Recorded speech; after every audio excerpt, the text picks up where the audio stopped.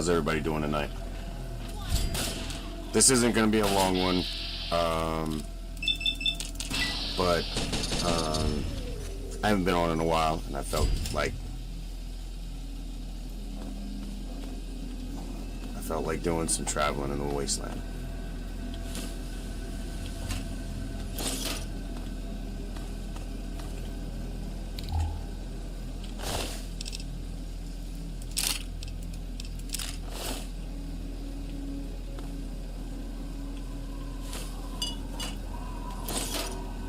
I've actually been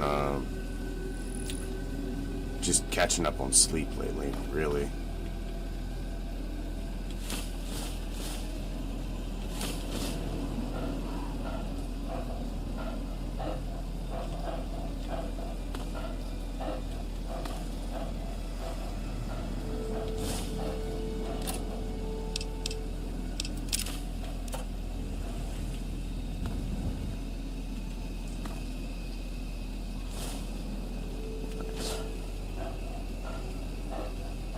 Always looking in places, worth looking in places like this.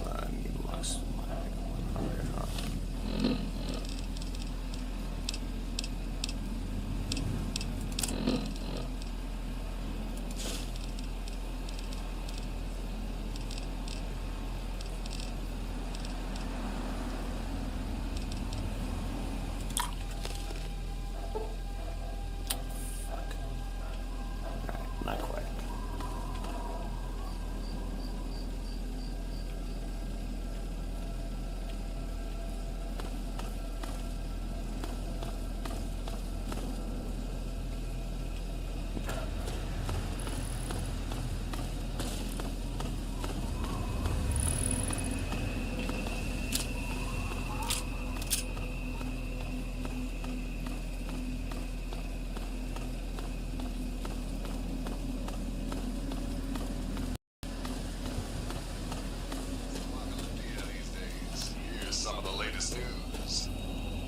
Boys and girls of the Brotherhood of Steel continue to fight the good fight, folks.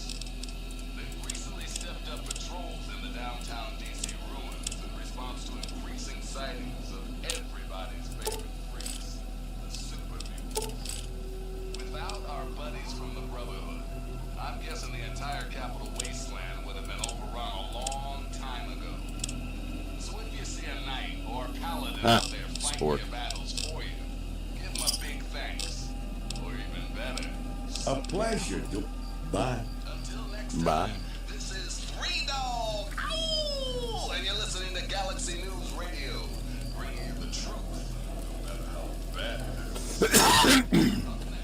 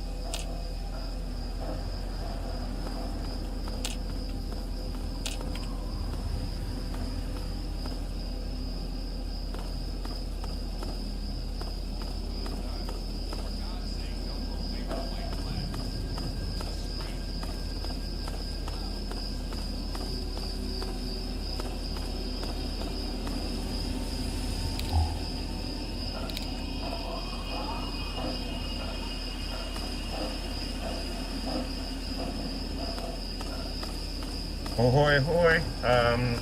I'm gonna be doing replays tonight. I can't stream at this time. Well, I am, but it's gonna be reruns. I'm gonna do Fallout. So, like anybody that wants to check out the whole story, I have the full playlist here, minus the Pitt. Merlin, how you doing? Good boy, good man. Sorry, I'm tired. How's your day? How's your week? How's your weekend going? I've been very busy.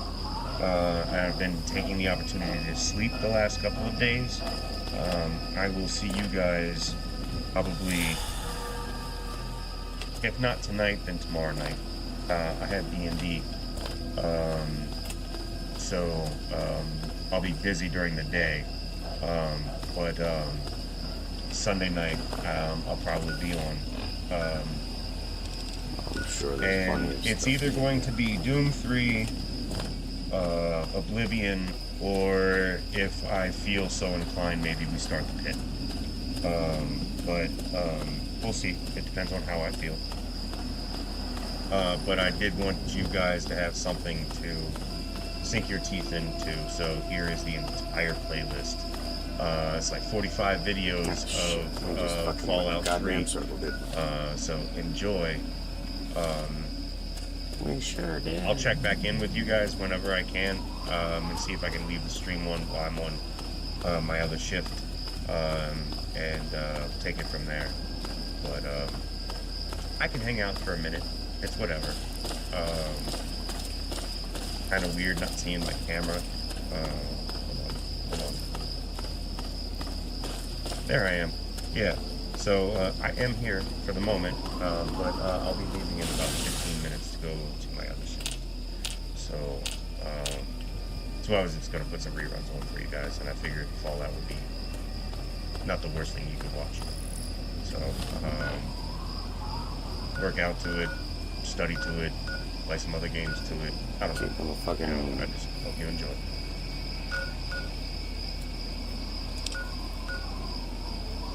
What am I supposed to do?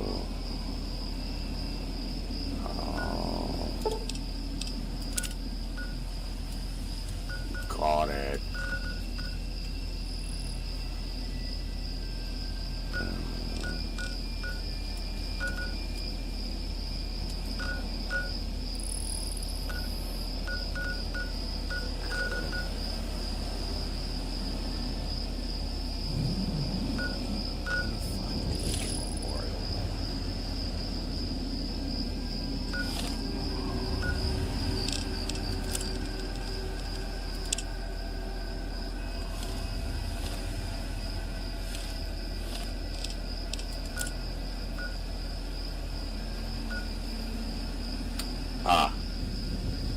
So you go through Mall Northwest.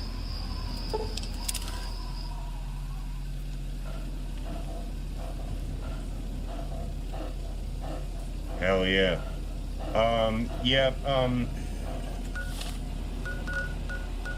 The metrics are.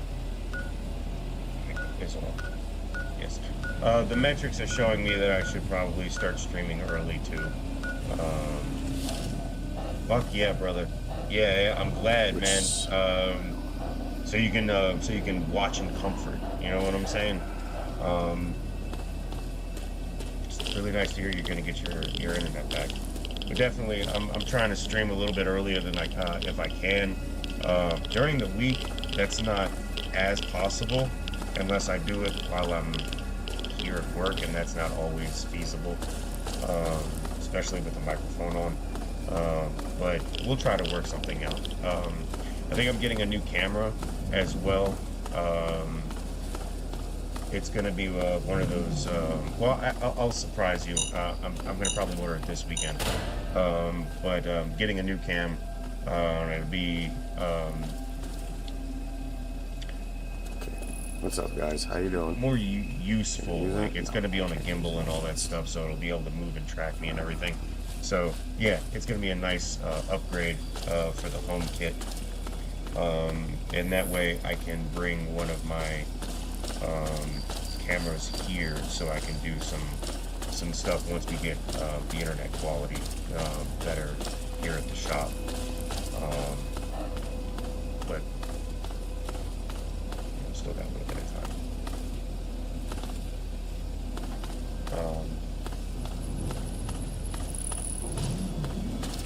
Yeah, I'm starting to feel the pull towards the Pitt. I don't know. We'll see. It's not my favorite one, but sometimes, I mean, I remember getting into it when I was into it, and I remember fighting Asher and all that stuff. Because unless you got fucking night vision, you can't see shit in the dark.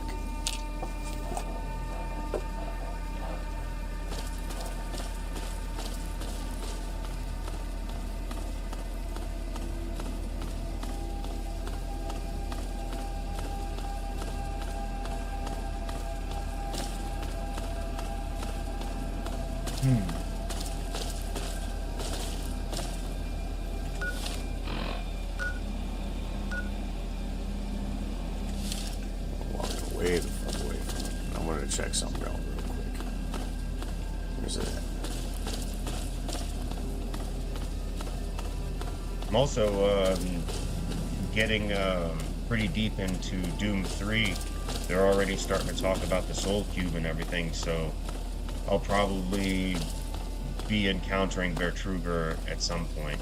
I think I still got some big enemies to encounter before I get him, though. Like, he's gonna be in like this dragon thing where his head pops out of its mouth, I think, or something like that. But I've got the Cyber Demon to fight, and I've got that Tank Demon, I think. I think they're the same thing. And I also have Hell Knights to fight, too. So we've still got some things to see. No. Did I pass it? It was like the La Maison something. I thought it was this one. Obviously not.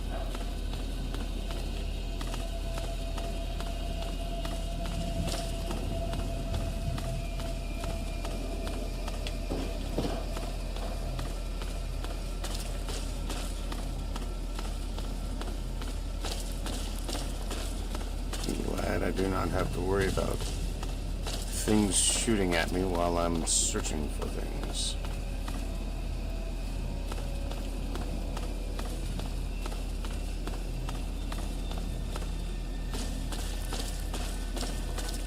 Yeah, there's the museum.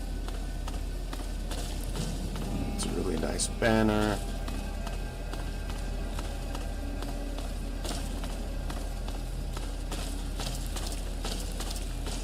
There's a Lincoln Memorial over there.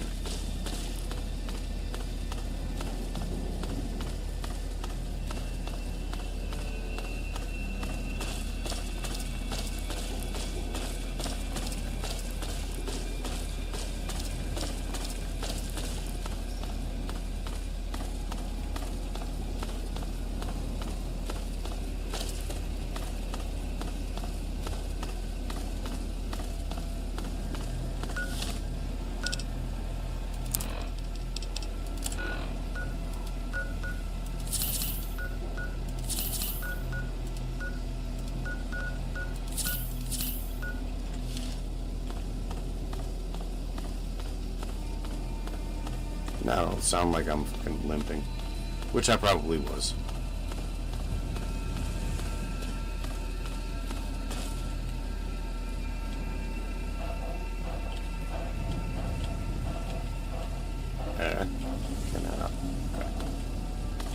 Cannot search the ash pile.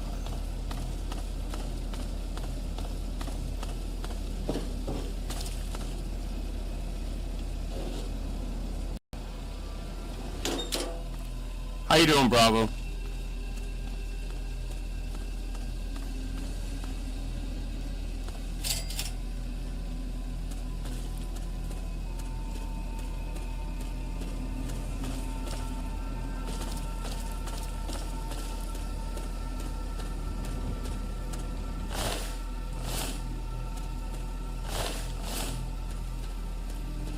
That's close enough.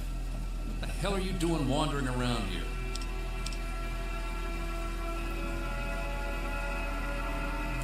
Curiosity can get a wastelander killed.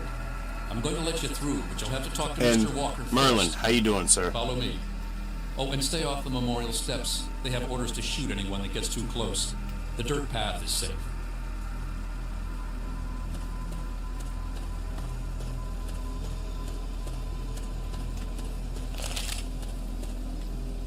That's close enough.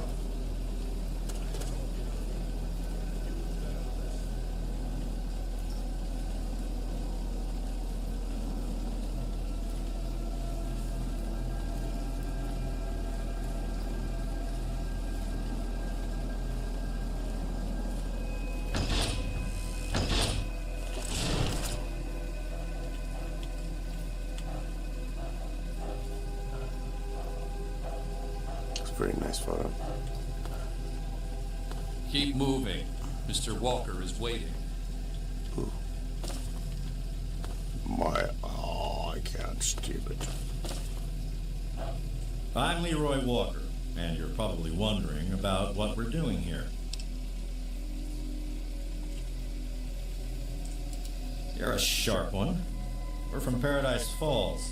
We're hunting runaway slaves. Have you seen any?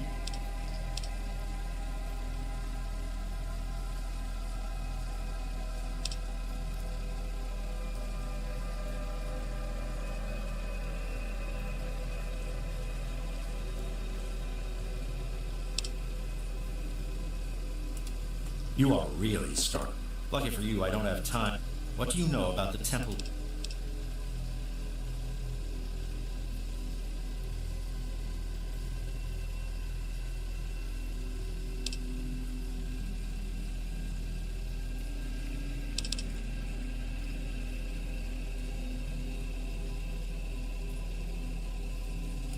Not exactly. That means you aren't much. We're setting up a base.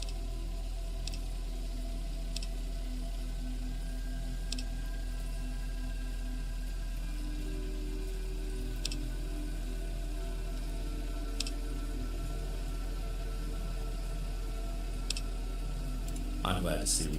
My source, just... Good luck in the music.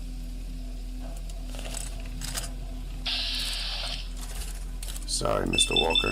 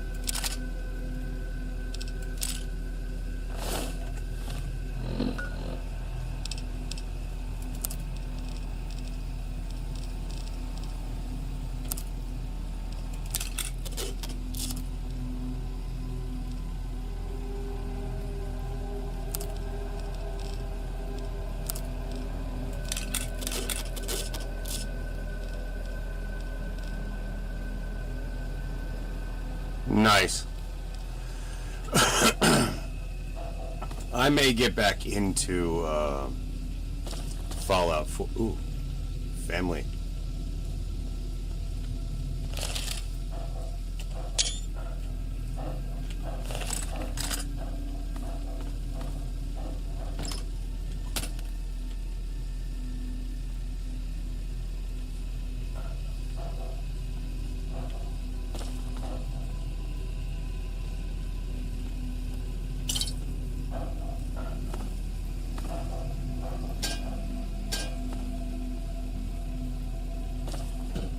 Good, I don't lose karma for stealing from the raiders. Excuse me, slavers. Those aren't regular raiders, those are slavers.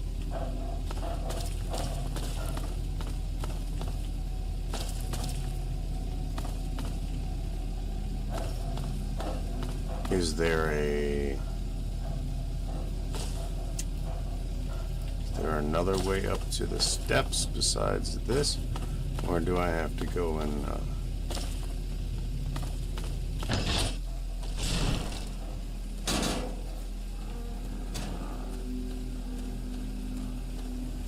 let's see. Good.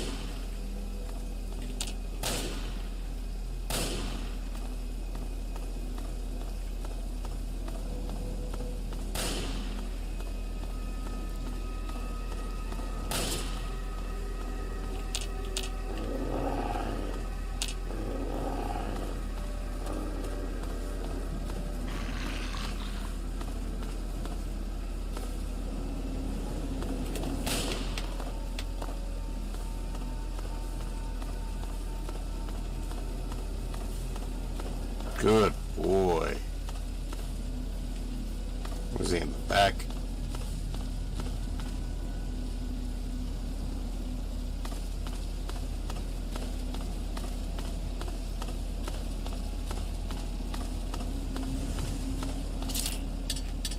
Oh, God damn it.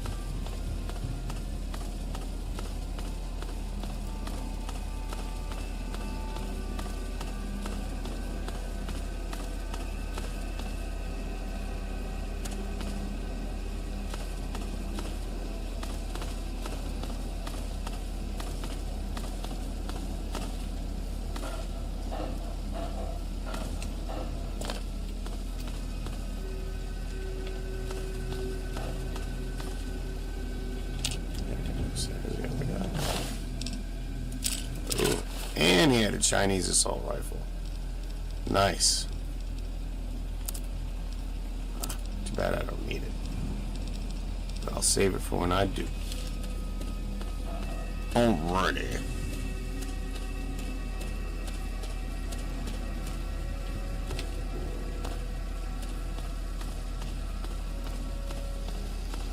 We can go get this.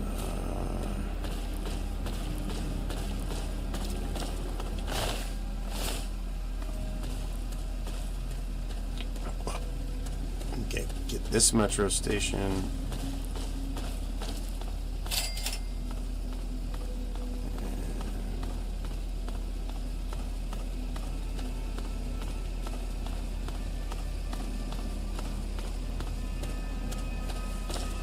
It's too bad you can't search the buses in this game.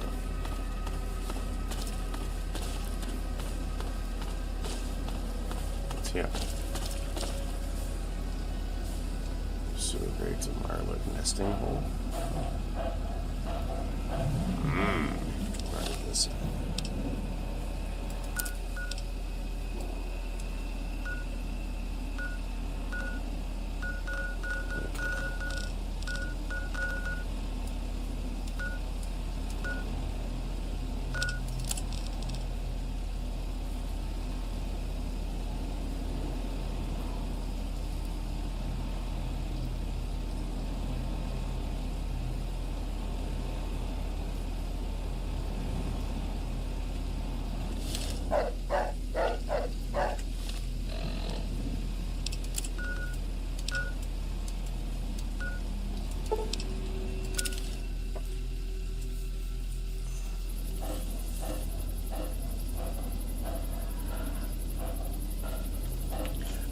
Every time I find a gnome, I get a picture, you know, family photos and the like.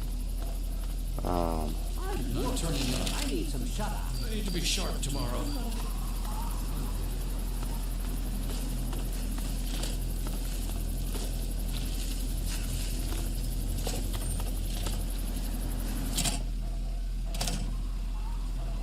Oh my. I don't know. I'm not. All right, you know what?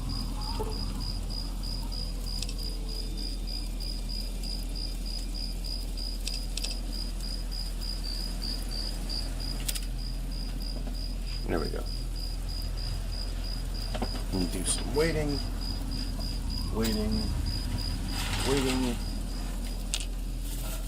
Snacking. Alright. Is everybody fucking up and about now?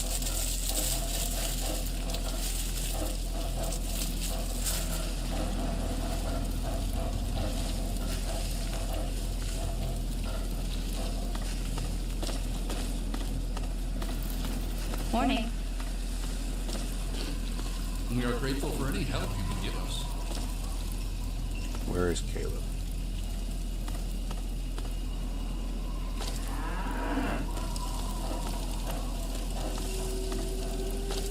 That's Hannibal. Not just yet, sir.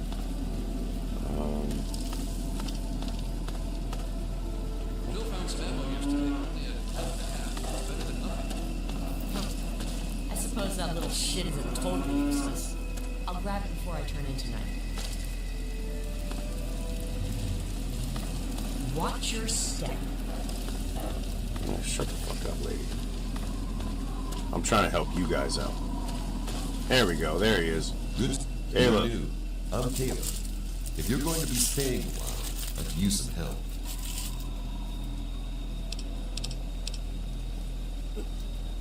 Hannibal told you about Lincoln's Memorial?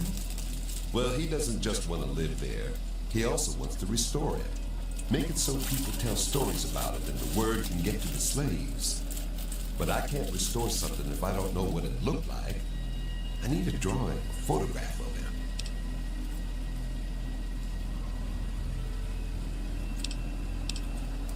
Yes. There might be one in the Museum of History. Alejandro says they have a special exhibit all about Lincoln.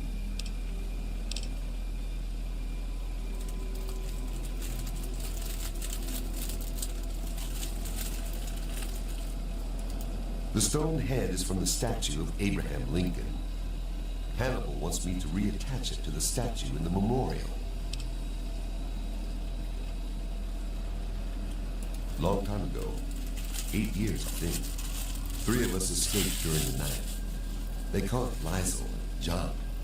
I made it into the wasteland. Raiders took me in at first. When I heard about this place, I knew I had to come here. Okay. Okay.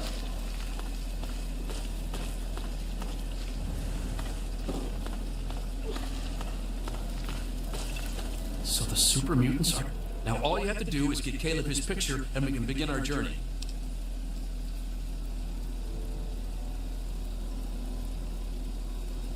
What? They must have found out our plan somehow. We are truly grateful for your intervention. Now we can proceed with our plans for the memorial. Okay.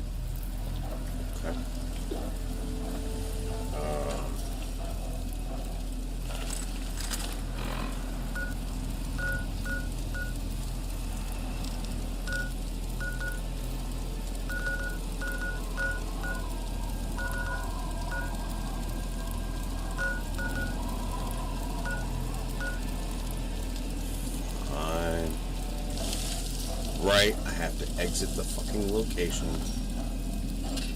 Can't do anything easily. I suppose you aren't as bad as I thought. Most outsiders wouldn't have agreed to help us.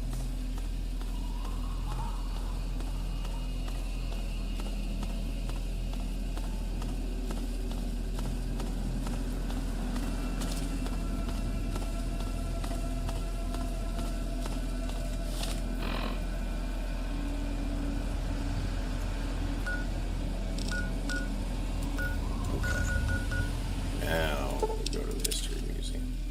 Again.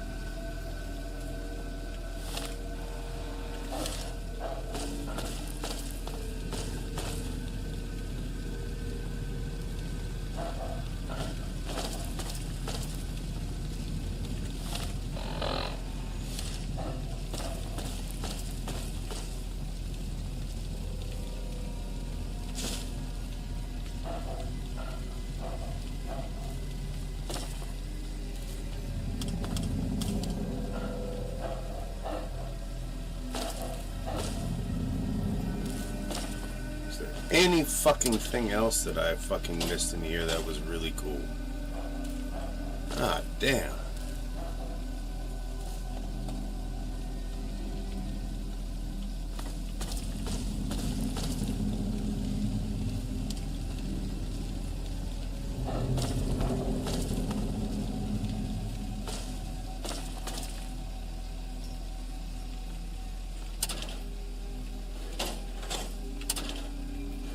Let me see if we can get the fuck out of here before I spend all motherfucking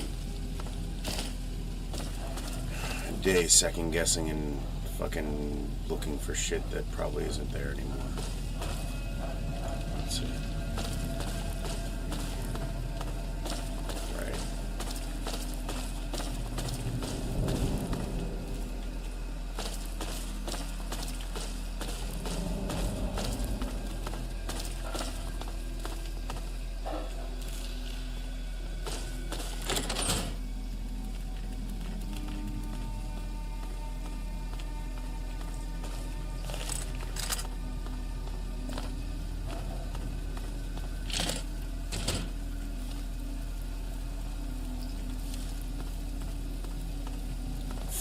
Love this motherfucking set piece.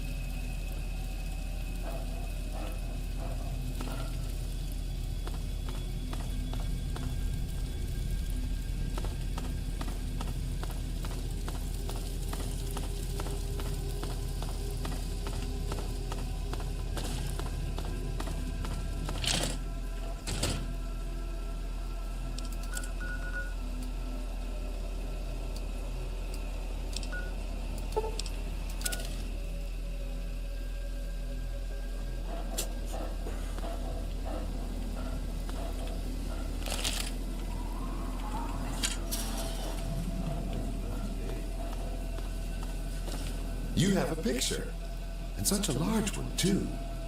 I'll have no problems restoring the memorial with this. Thank you. Okay.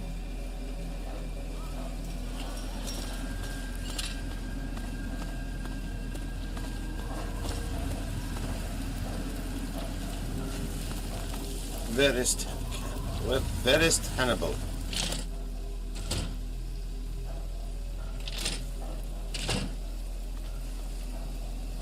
Hannibal est not her. There's Hannibal. Everything is done? We'll start out within the hour. We'll meet you with...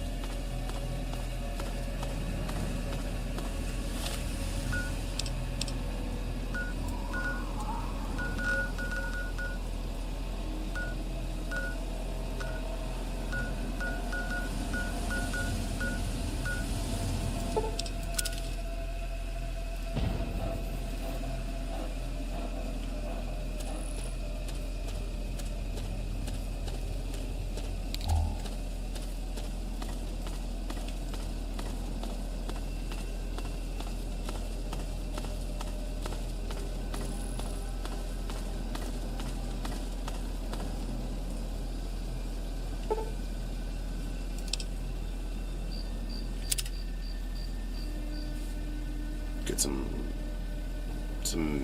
rested sleep bonus rested XP. There we go.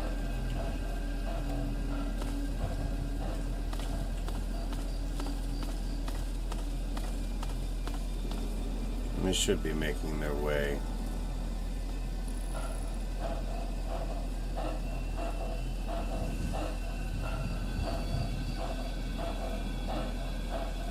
Dawn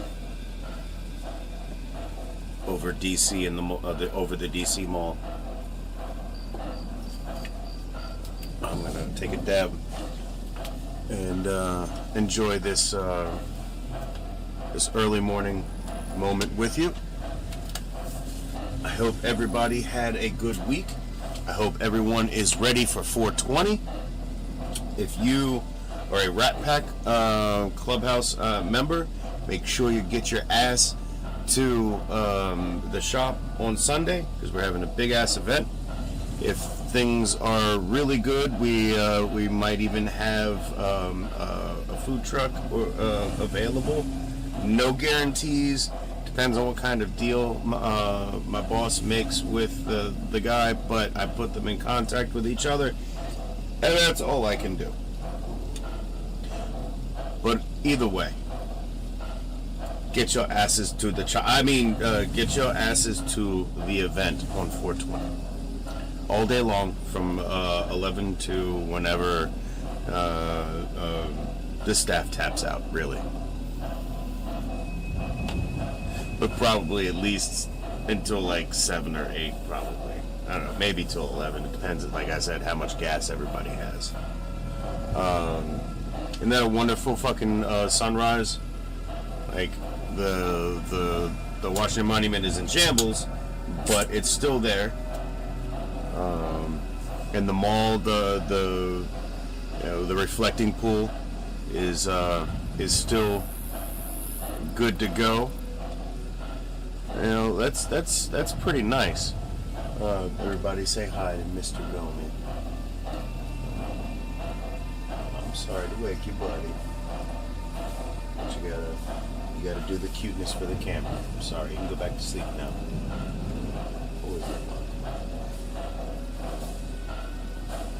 He always wakes me up at fucking 7 a.m. anyway, so he can have a little bit of his own medicine.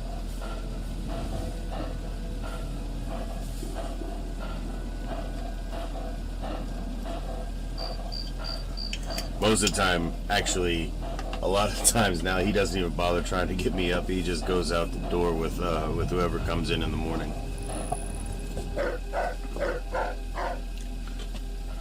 He used to fucking, like, really... See, look, you can even see the...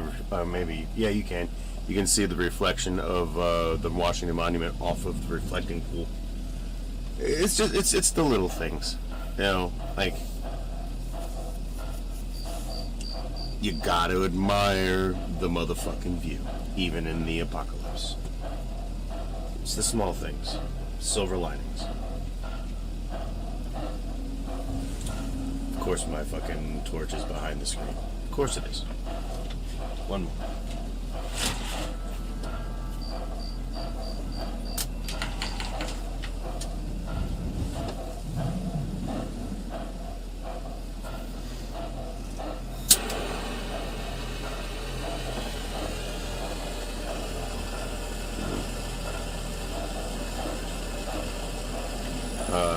In talks with certain people at the shop to see about getting quartz glass in. Yeah, you know what I'm saying? Like, that's a beautiful sunrise shot, man. Like, even the sun's coming up in the background. I figured it was nice. Is there something in the reflecting pool? We can go and take a look.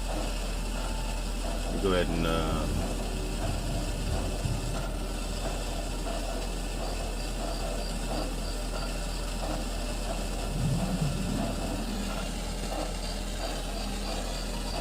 now I gotta fucking clean it. What's in the reflecting pool? Do you know? Do you remember? I mean, I'm gonna take a look now that you said something, but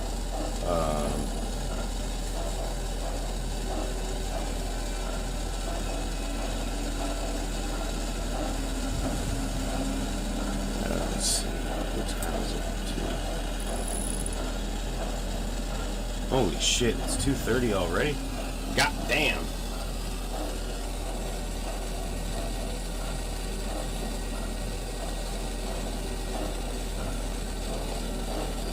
Well, I did say it was probably going to be a short stream.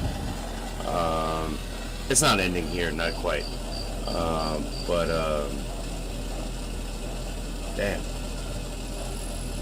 Thought I was going to have a little bit, I thought it was going to be earlier than that. Snuck up on me. Cut me some slack. I did my day job, my night job, and I'm doing my my hobby job. So you know, I'm trying to cover all my bases tonight on a Friday night.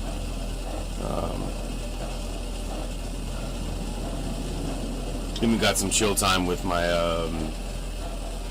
coworkers before I went on my night shift.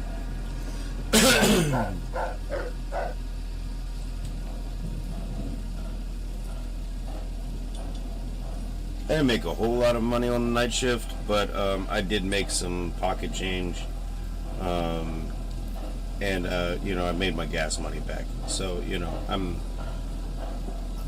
I'm not super upset about it.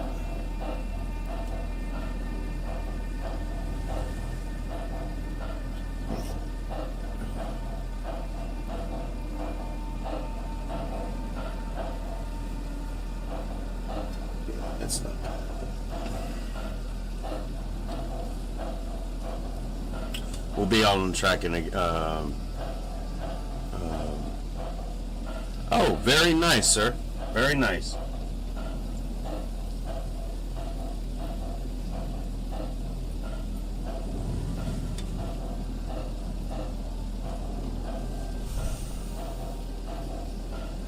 There's a shot of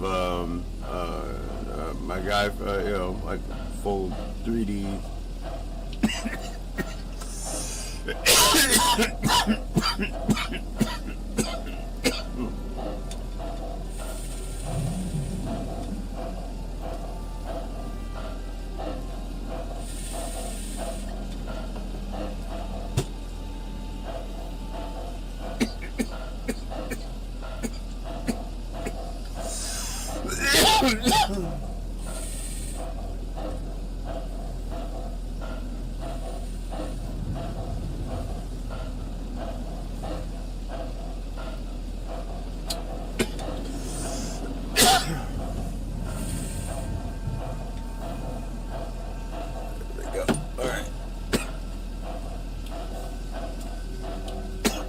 So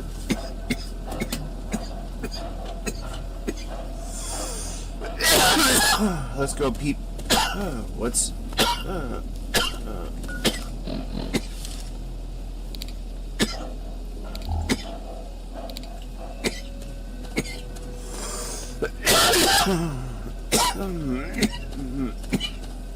let's go peep what's in here.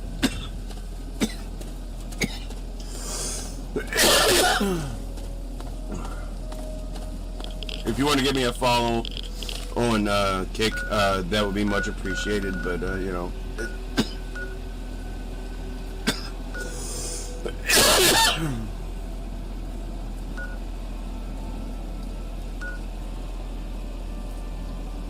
Oh.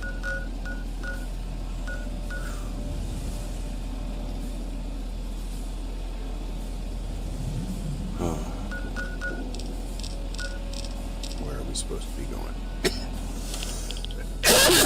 Oh, right. I'm supposed to be getting.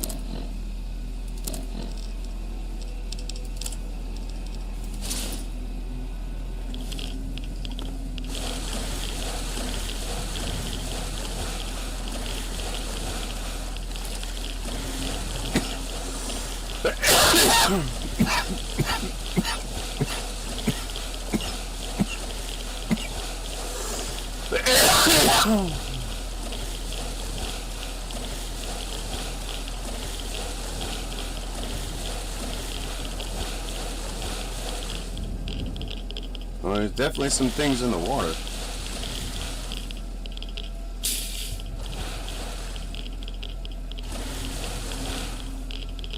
Shopping carts mostly.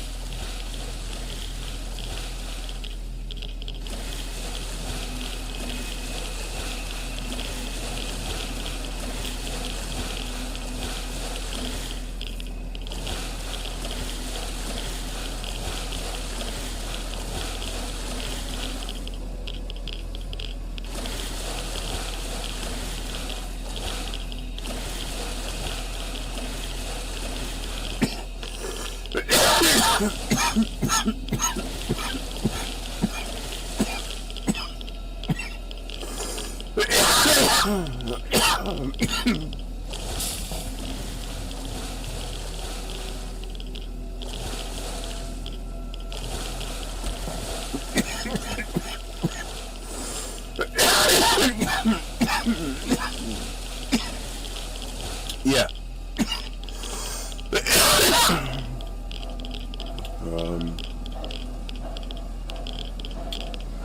It's American Gnome Productions or American Gnome Gaming, one of the two. Like you can,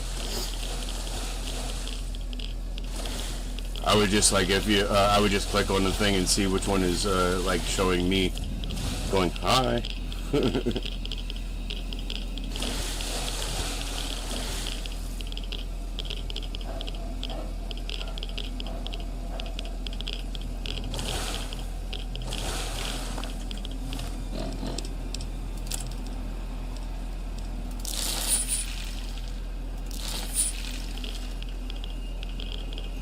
It kind of sucks that you can't get any cool mutations either in this game. Though it's only really a thing. The 76, I think. Near the end. I don't see anything near the end.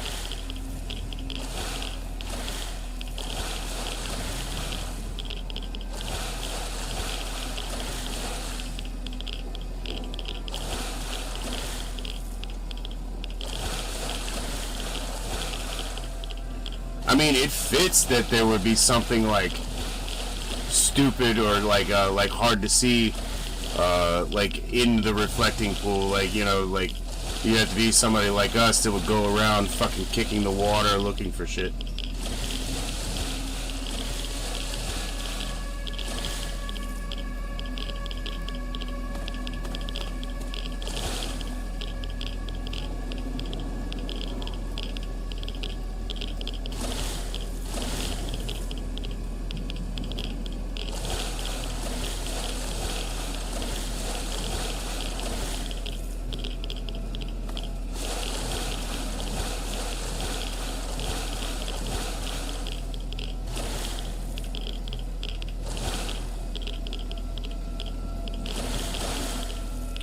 You would think it would be near the debris of some cars or some shit too, right?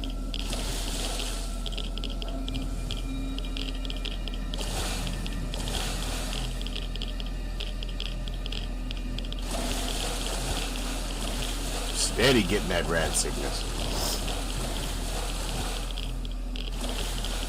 What do you think about the new ghoul thing in Fallout 76?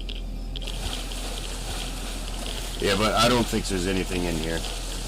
Yeah. Or if it is, I am steady walking the fuck around it.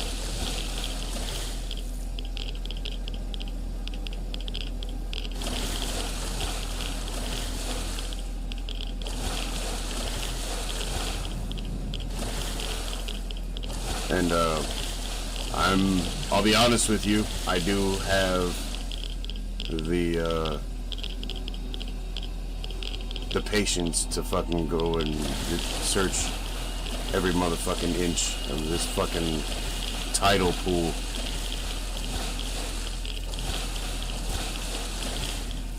Reflecting pool, whatever the fuck. Give me the rads. Blum blum blum blum blum blum blum.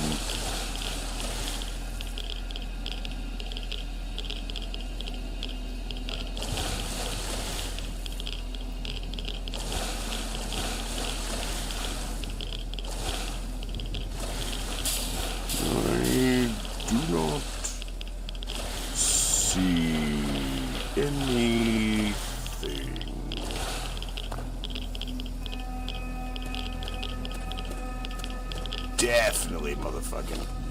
Woo, that was a lot of rads. Hey, the fuck away from them motherfucking. That tide pool is fucking filthy. Filthy. Where am I supposed to go? Meet Hannibal at the memorial.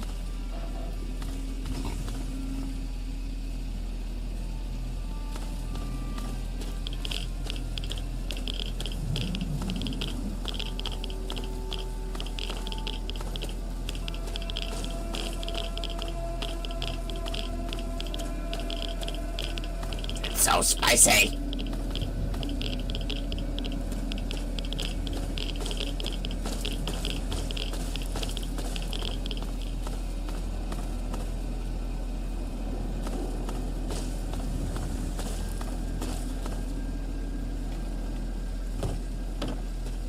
Where the fuck are you?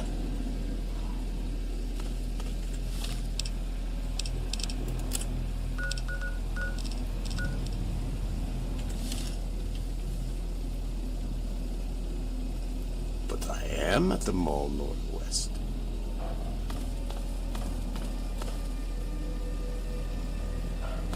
So do we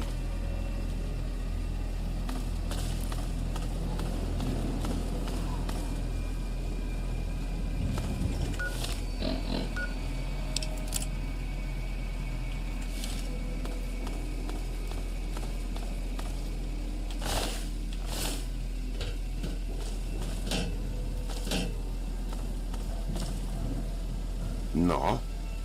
It says to be up there.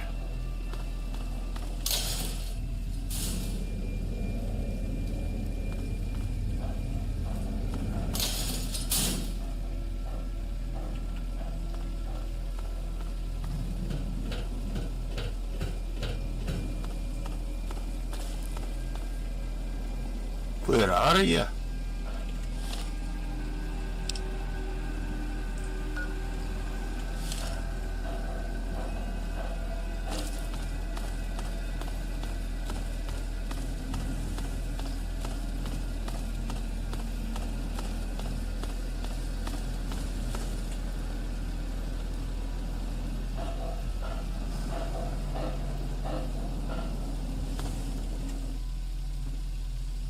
Oh, what the fuck? That's the first time. That's the first time that that's ever that it's just flat out crashed since I bought it. It's not a bad run. It's not a bad run.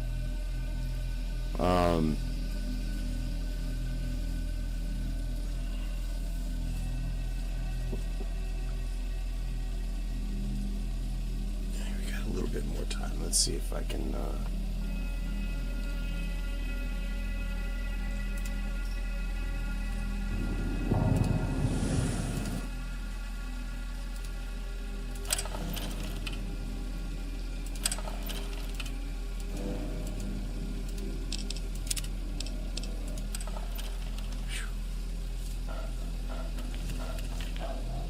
Well, excuse you, good sir.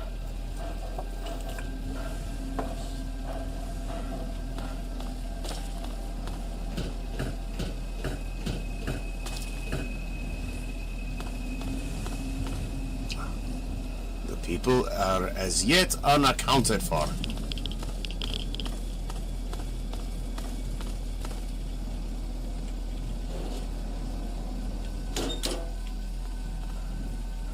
Unacceptable.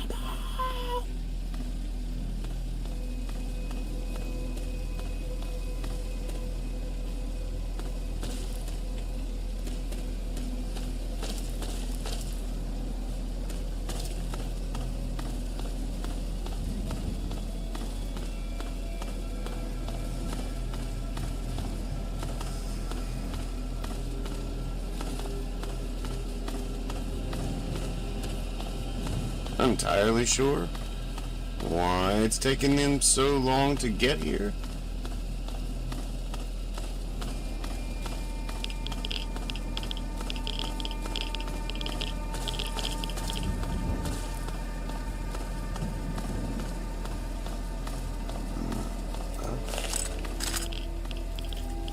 You do not warrant anything.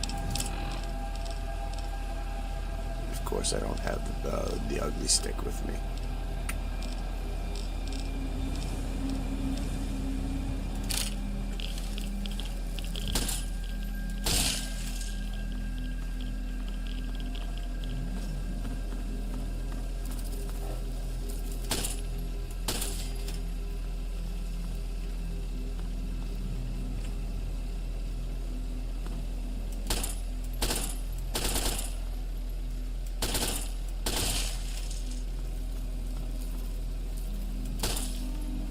Where all the fucking cockroaches come from?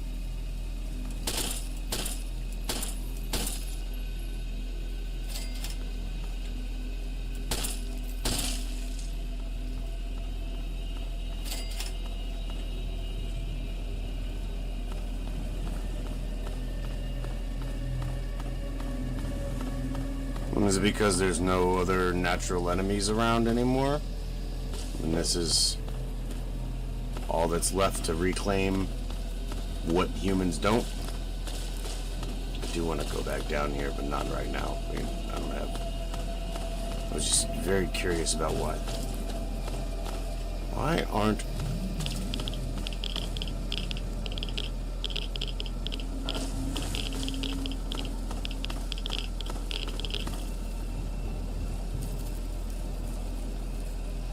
Oh, these just natural spawn. Is this a natural spawn point for the,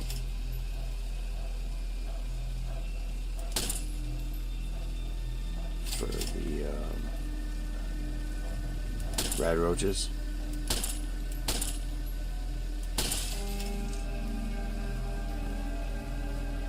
Be like right here.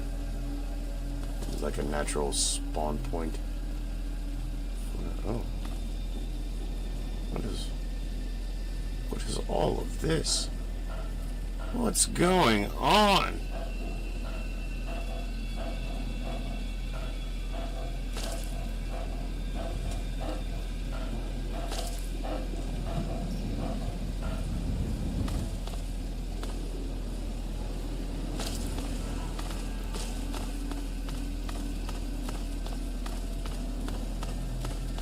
It was completely disturbing.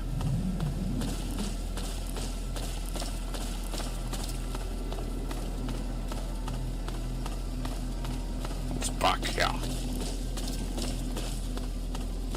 There's nothing.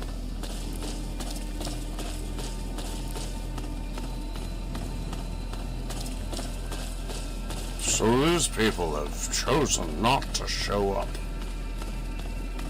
After all the killing I've done for them.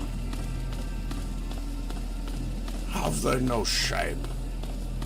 Have they no decency? Have they no honor? I shall speak of this to my manager.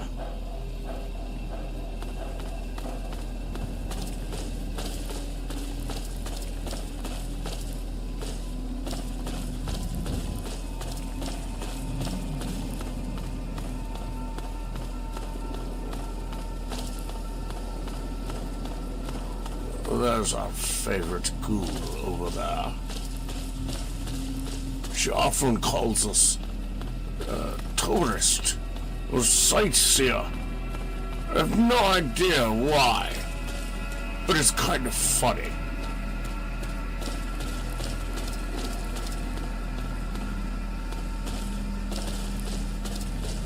I think I've been up this way. Still looking for the maison, or whatever, but I don't think it's up here. I think this is that door that has nothing on it. Yes. It's really pissing me off. Anyway. They are not here. Maybe I need to... Let's go back. Let's just see if they pop up.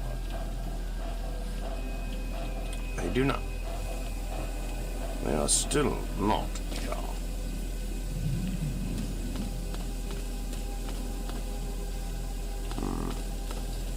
So let's wait.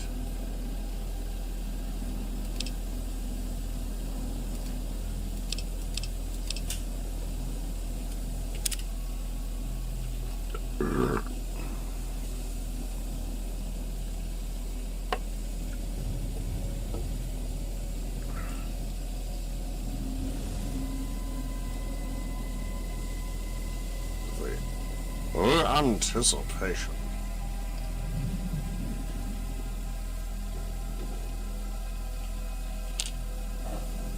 Hey, there they are. Okay. Let's go, guys. Let's do this. Let me get my serious gun out.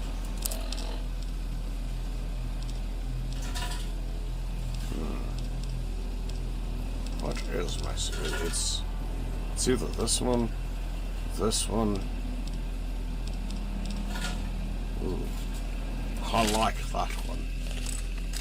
We'll do that one. Come, my children. Let us away to the monument, so you can complete your masterful work. Let us go. Are you waiting for me to say something? Maybe that is it. Yes, sir. Ah, it is our newest brother. What can I do for you?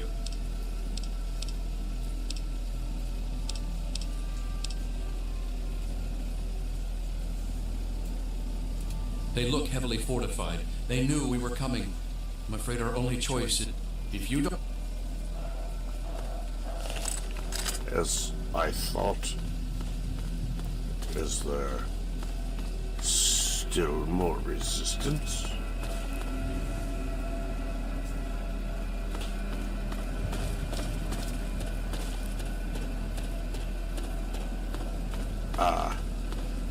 Hello?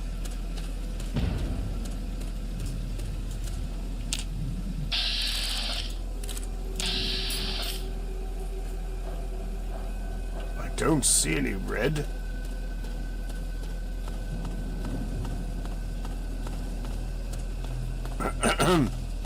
Hello?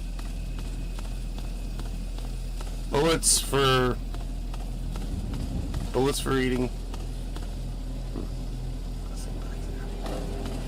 Are we good? Yeah, I think we're good.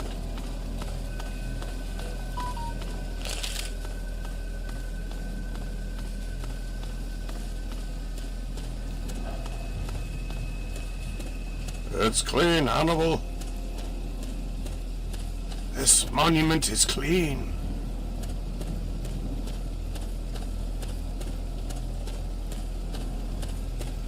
You guys didn't get eaten by the rat roaches, did you?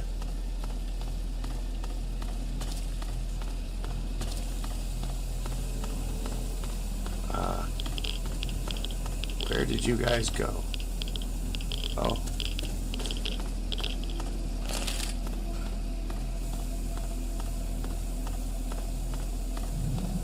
This is so fucking strange. I suppose you aren't as bad as I thought. Most wastemen. What do you need? With the spirit.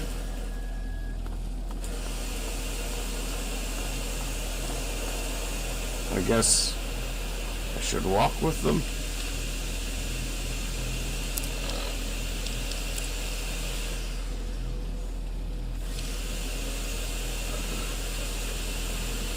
Is he going to? He's going to see the monument first, I guess, like the watching the monument.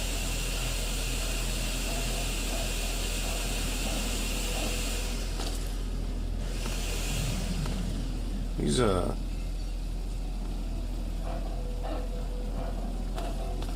So they make the most dangerous and circuitous route, correct?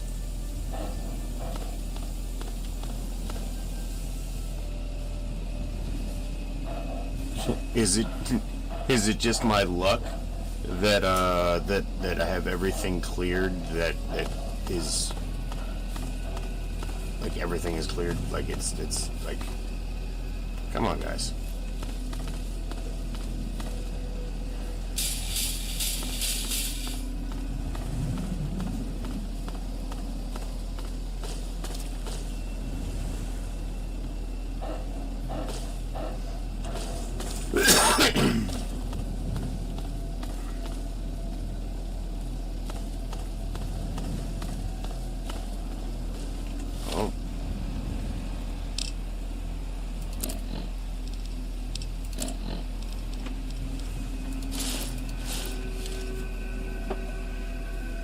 Hi, sweetie.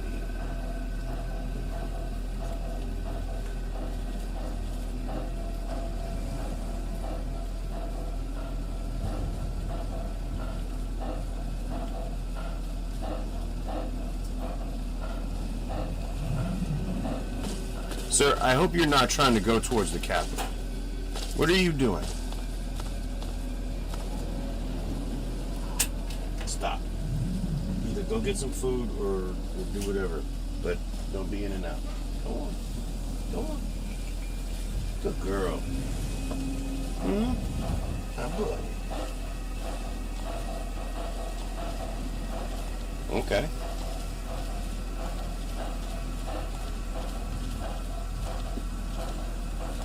There.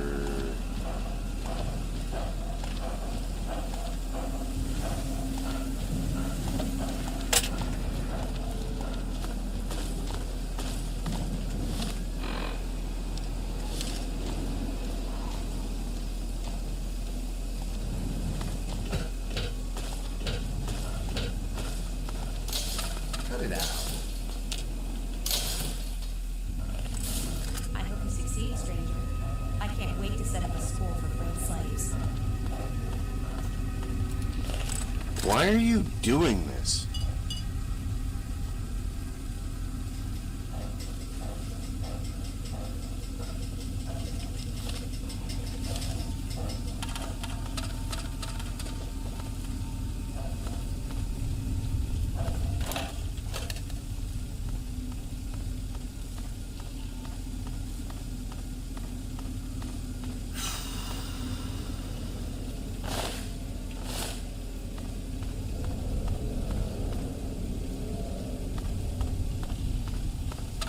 I think everything should be good here.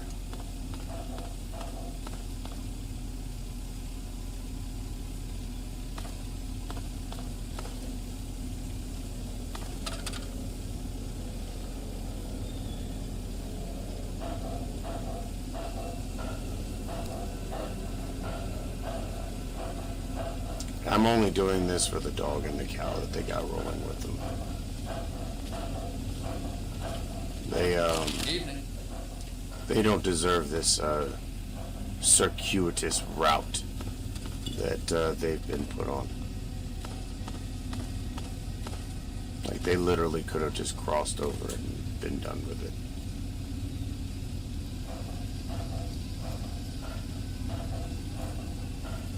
I mean, Caleb's cool.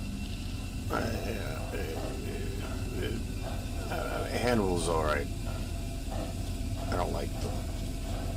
Yeah, she's an asshole.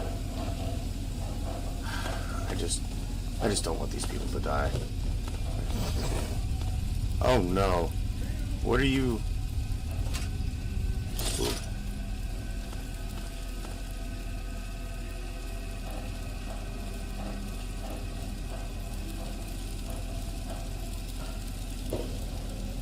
Are you really going?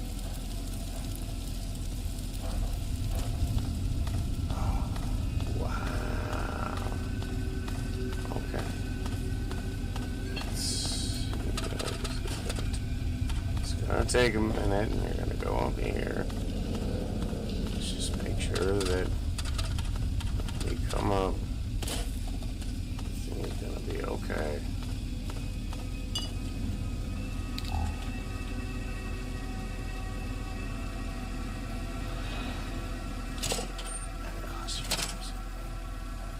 What the fuck are you guys doing?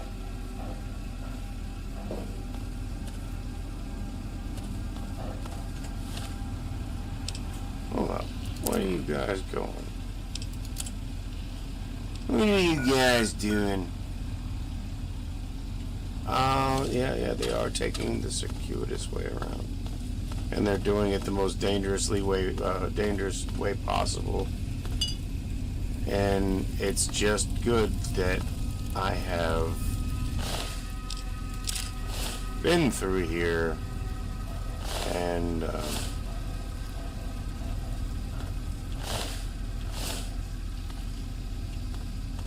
they should be okay.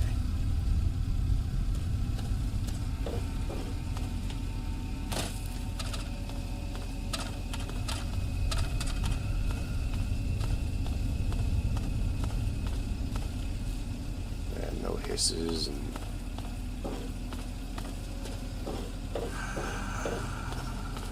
yeah, we've all been here, we've done this.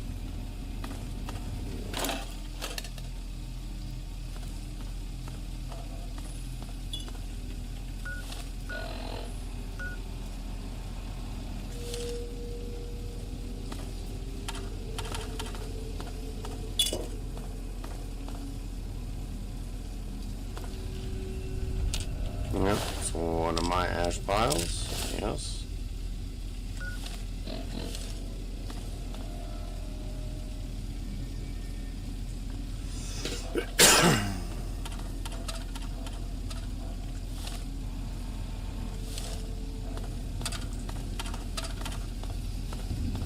And we'll come up through y'all. Everything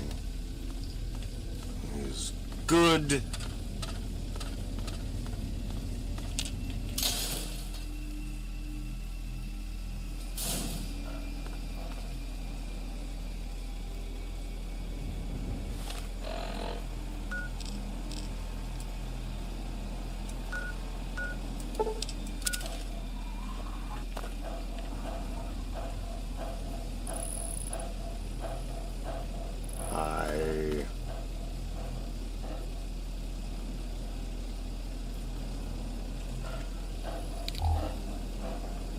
don't really understand why they're doing what they're doing.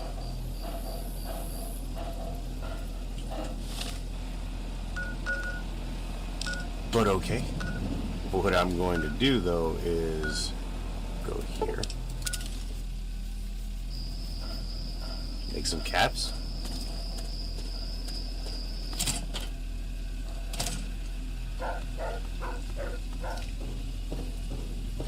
I'll save your returns. Feel free to roam around. You're quite welcome in my place. Hey there. Got anything good for me? I think so. Well, I've been feeling a little more confident now that I have you mapping for us. I think we'll head out into the ruins and do some search and destroy to ease back into things. Excellent. Let me...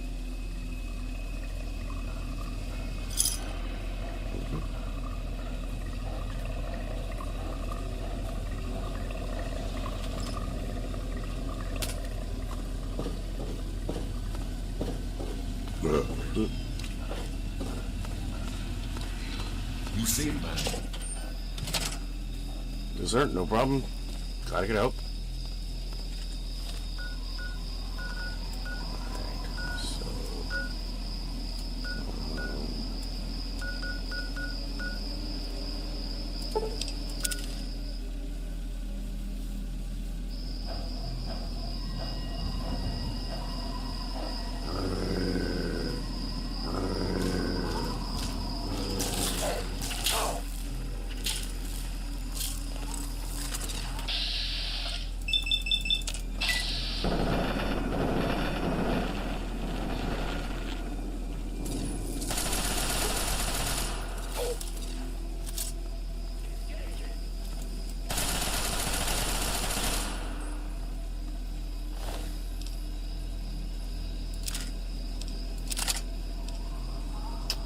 Can't have any of your shit just yet.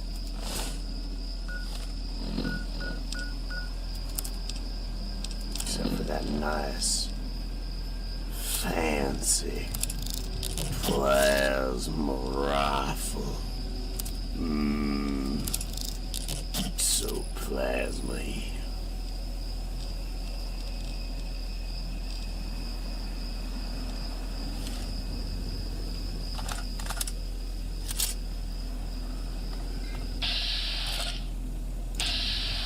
Rad roaches everywhere. Oh.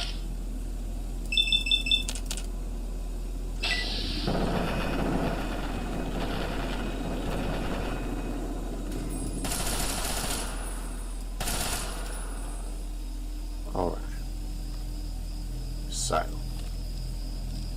we need to get to the anchorage.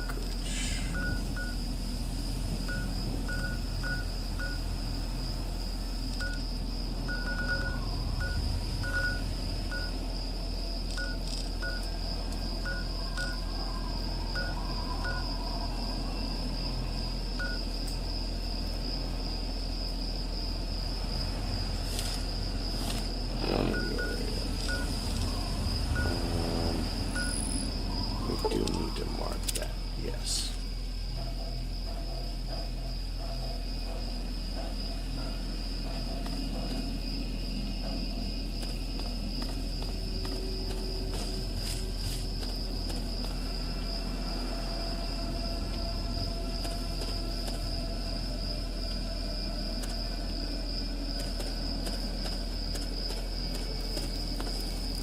Oh my. Fucking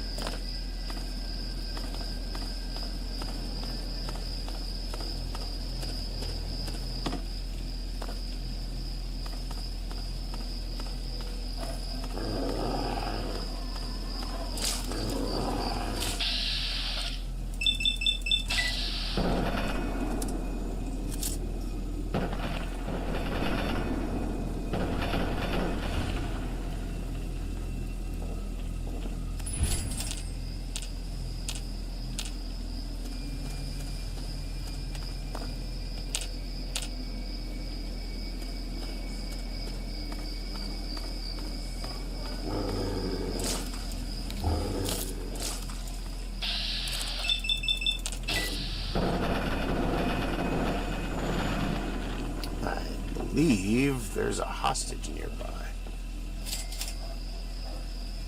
Let's see.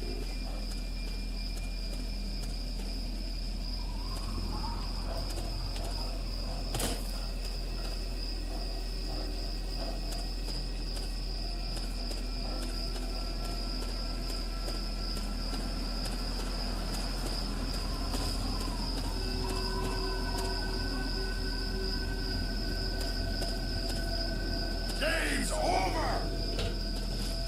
Help me!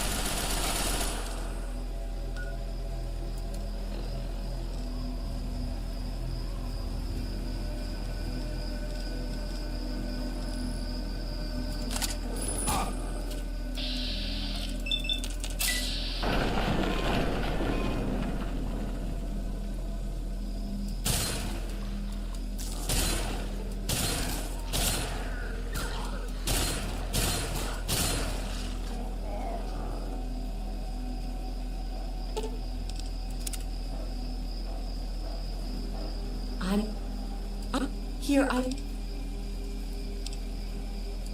Okay.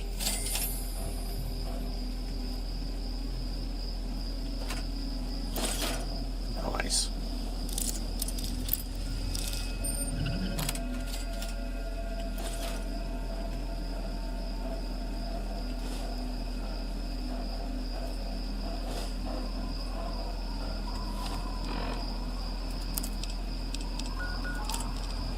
Candace, it's Ralph.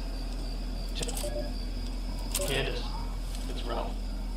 Tell Dad there's no way in hell I'm spending nuclear Armageddon trapped with him in a fucking closet. You can have my number. It's 6. Now, if you'll excuse me, I've got a mushroom cloud to walk into. Have a happy Holocaust. Man. He's like, I'd rather walk into the cloud than spend the apocalypse with you guys. Wolf. Or at least with Dad. That's gotta be rough.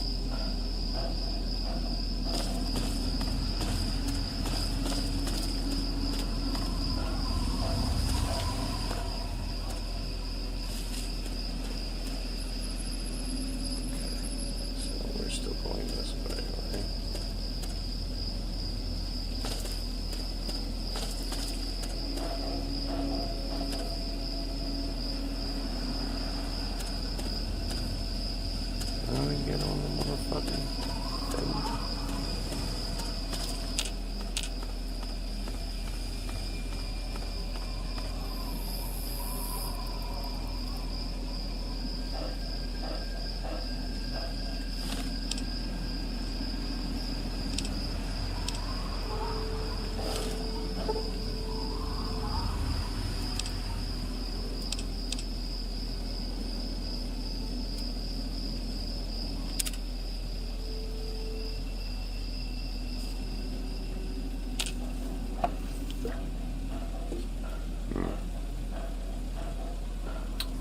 Right.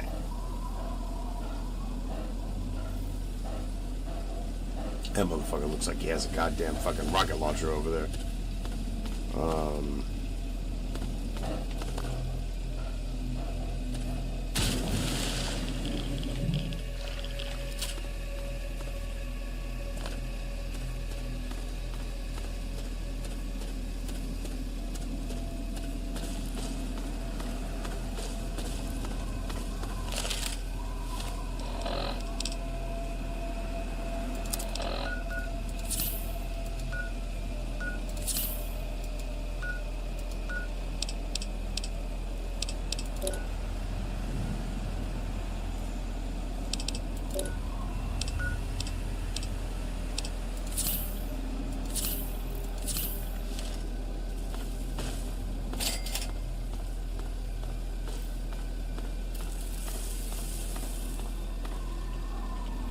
Oh my.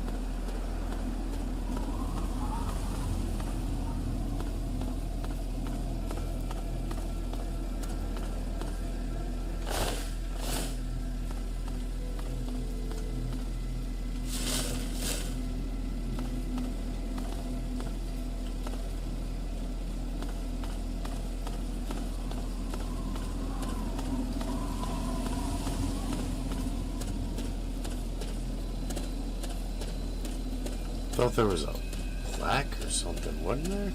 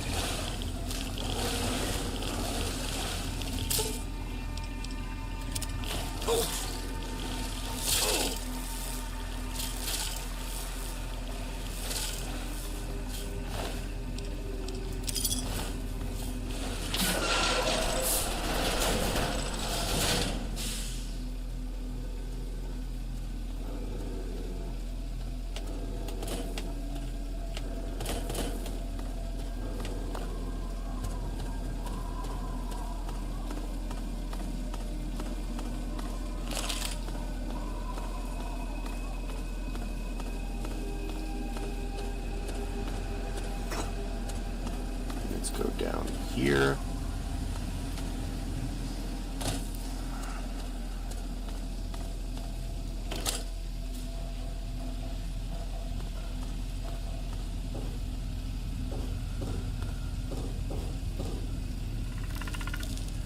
Nope. Nope. I don't want to go. I don't want to do this until I can come back here without killing. Or without getting penalized for killing the Mirelurks. So,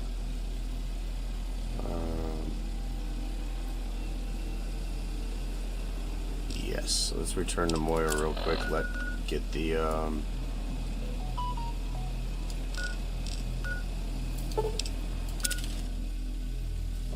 get the completion. All of us here thank you for everything you've done.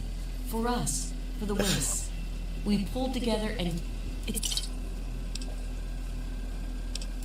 No.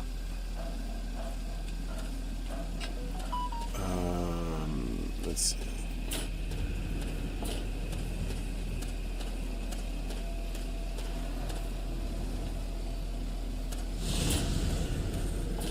Yeah, if you go down near the bottom, you can like sneak into one of the pods because it's any one of the pods you don't like. Now I can go back and I can kill them. And get everything into the War Memorial. Yeah? What is it?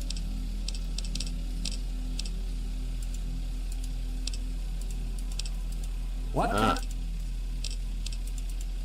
This is wrong. I came to the wrong place anyway. I need to go down here. But it would have been nice if I did have some scrap metal. So I think I sold in the last episode. Ah, hello, Moira. So, are they intelligent? Do they have a leader? Some sort of king? Or priest? Or some sort of scaly community center? I'll bet most people would have just gone in there, guns blazing without half a thought. But not you. You're the best research assistant ever. I've been getting a good signal, but what do you think about them from your first-hand observations of them?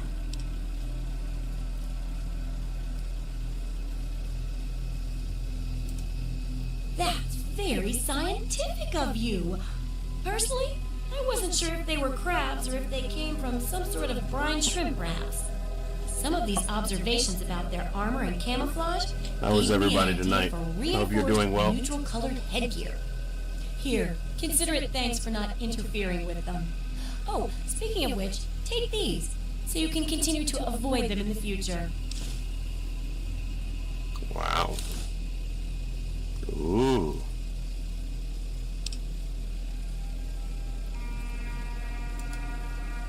Absolutely. I'm glad to finish it up. I bet you're even happier, right? Just one last chapter now, and it's much safer, I promise. Oh, and here's your payment. 2 big boxes full of ammo. Think of it as insurance, in case the next chapter isn't as safe as I predict. The last chapter is a bit more esoteric. It's about the survival of humanity as a whole, and how to rebuild society. Deep stuff, huh? We need to know how large settlements are formed, how to harness the old technology, and I'll need you to get ancient history from a nearby library. We're in the last stretch now, so let's finish it up strong. What's first?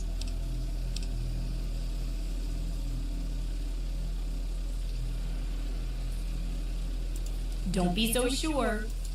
In this case, I'm talking about Rivet City.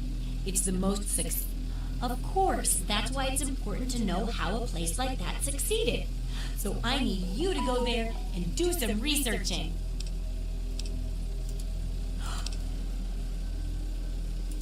Any luck finding out how Rivet City got started?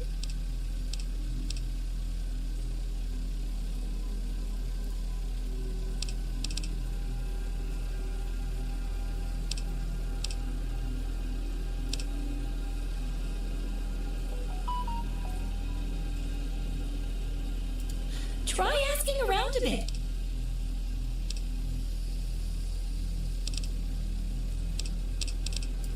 If you...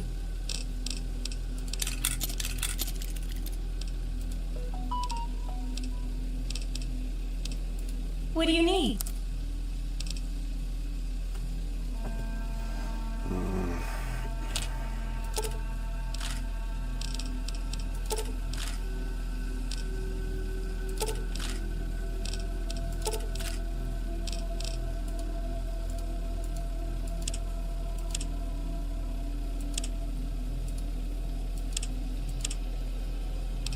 Ooh.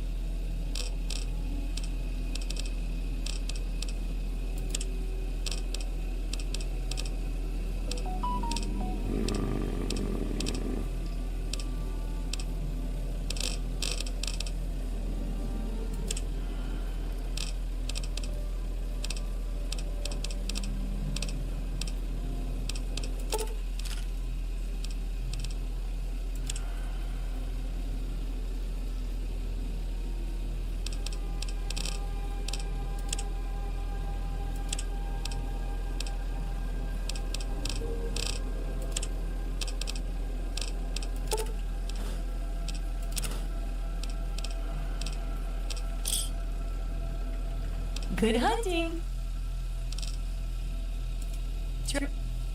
Alright. So we have what we need out of that. Got a new hat.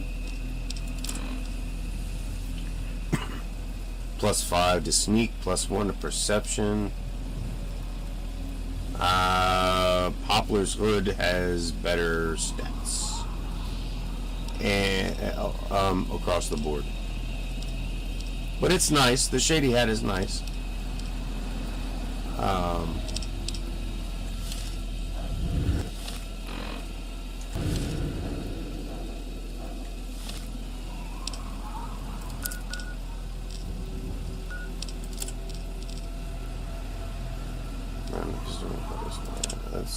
Let's go here and see if we can finish that.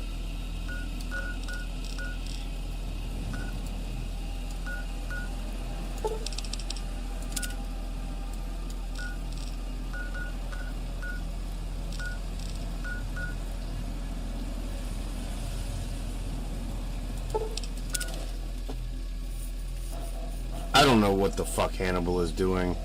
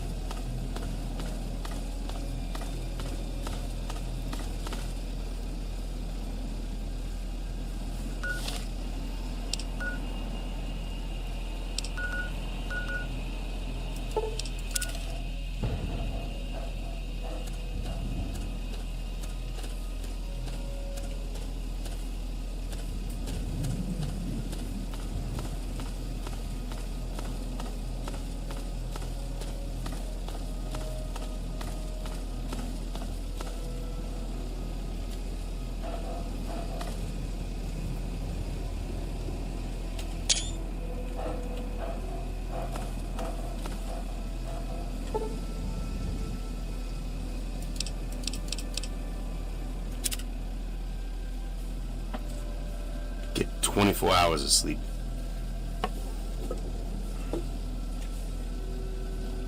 I wanted to get him to settled in and like so I can, because there's like this is some of the stuff to do with Paradise Falls. And, you know, I'm trying to do some of the tertiary quests that go along and are associated with that place. I'm not sure if Evergreen Mills is connected or not, but I feel like it is, but it might not be. It might just be another raider place. Yeah, I don't know where the fuck Hannibal is. Where him and his people are.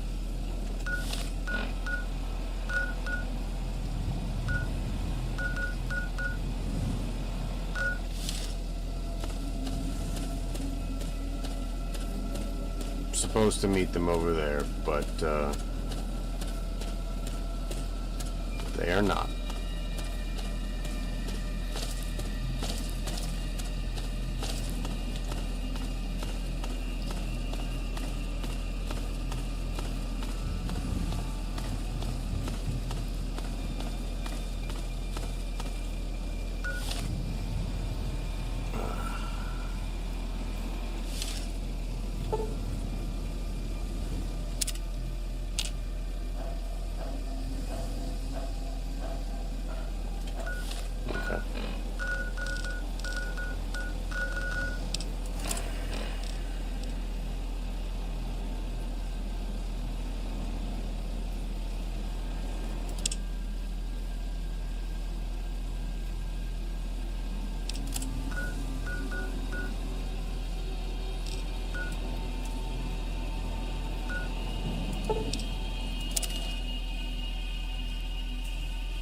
Learn the history of Rivet City.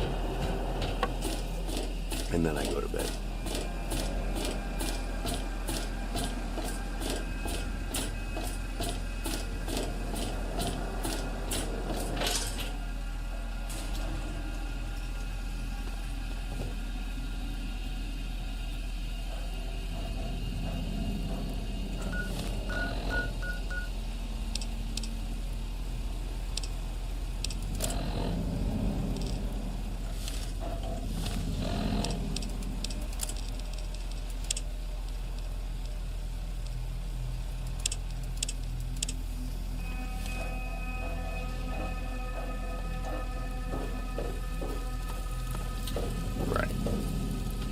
call me shrapnel. I ain't seen many of those around lately. They're tough to come by.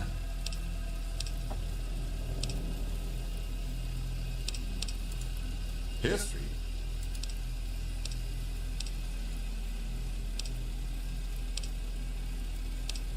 Let's... Okay. Don't need anything. Which...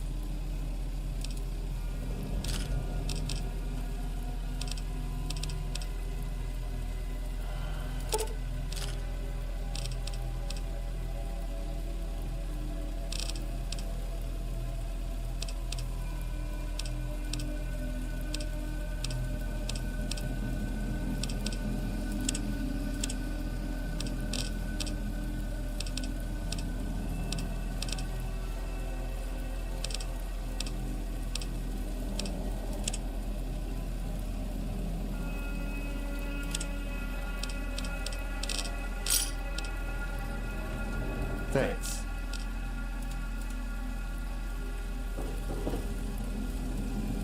Hey there. Welcome to Potomac Attire. I am Bannon. Between you and me, keeping up. But I can be very influential. You know what I...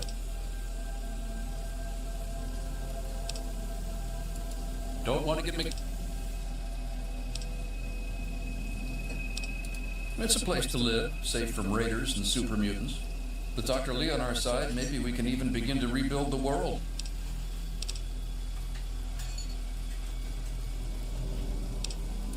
Why, I practically set this whole place up. When I got here 12 years ago, it was just a handful of dead-enders squatting in a rusted-out rowboat. Now I'm on the council, and with my leadership, we're the strongest settlement in the wastes. Of course, a few of those dead-enders still stick around, but who want to leave? Well, yes, but it was hardly any place of importance until I arrived on the scene. That's all ancient history now. No one would ever care about it. If you insist on wasting your time on that, you could try that bartending old crone down below, Belle Bonnie. Come back. Let's talk to Hargrave. Where is Hargrave?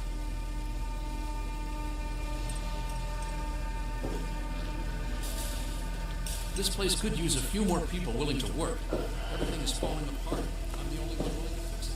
Let me introduce myself. I am Gary Staley, gourmet chef and gourmand. I'll be preparing your meal. My specialty is Mirelurk cakes, although the iguana is very popular too. Then you are in for a treat. I know a lot of places opened up when they got the hydroponics bay working, but that's hardly the start of it all, is it? Actually, Vera Weatherly might know more. She's always here and talking with folks, so if anyone's picked up a story or two, it'd be her. Thank you for coming. Smells good. Yeah, that's... Where's he at? Yeah, I heard she was drinking river water. The ship's water isn't much better. If we don't get fresh water soon, we'll all end up like her. Ooh. Yeah? What do you want?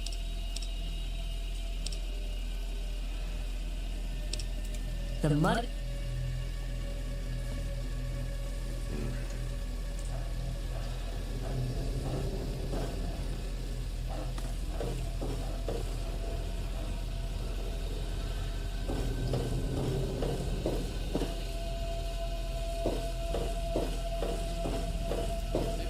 Evening. Evening. Hi, I'm Angela. My dad runs Gary's Galley. If you want anything to eat, talk to him. Dad and I have had a rough time, but we're getting by. She's not very social. Stays in her lab in the stern. She's smart, though. Real smart. You mean like hitting on me? No. Most of them are polite. Even the ones like Diego that I'd want to flirt with seem to ignore me.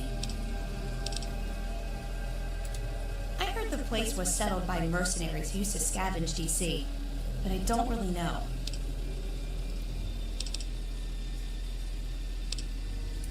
Bye. He's got all kinds of Hey, I'll try that.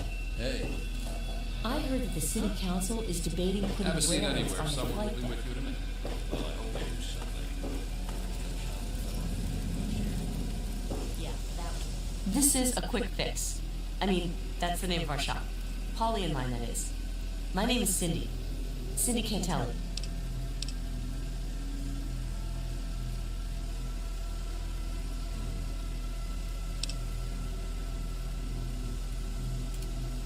Oh, okay. Well, let me know if you want anything. To buy, that is. The poor dear. I wish there was something I could do to help her. That boy ought to just give her a tumble. It would be good for both of them. Well, I don't really know, to tell the truth. How does any city get started, really? But I've heard Bannon talk about how he was responsible for its success. So I'd ask him about it.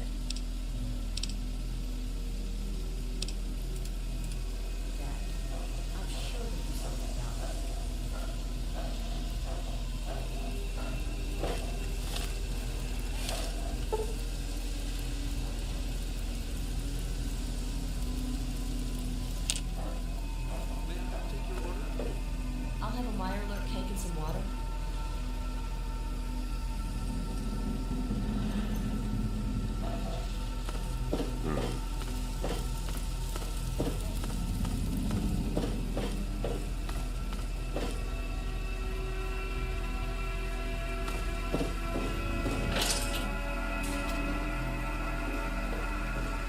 Yes, that's right.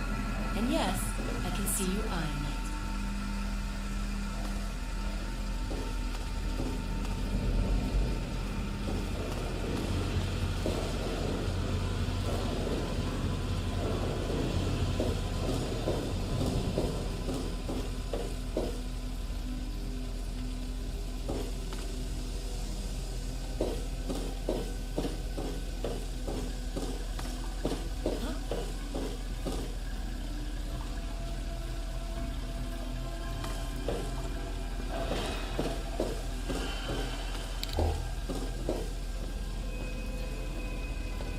Hey, So, dude, did that key ever get you anything? Who are you? Got any psycho? I could That's what Cindy says too, but I got the itch.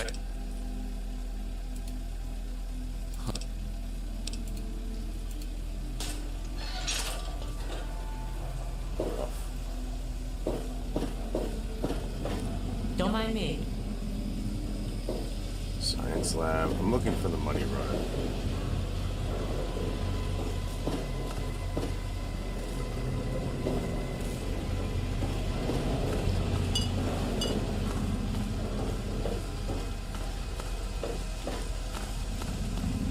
I think it's, I can ignore that. I just wanted to talk to Hargrave. That's all I wanted to do. You're not here If you again. see anything suspicious, be sure to tell the security officer.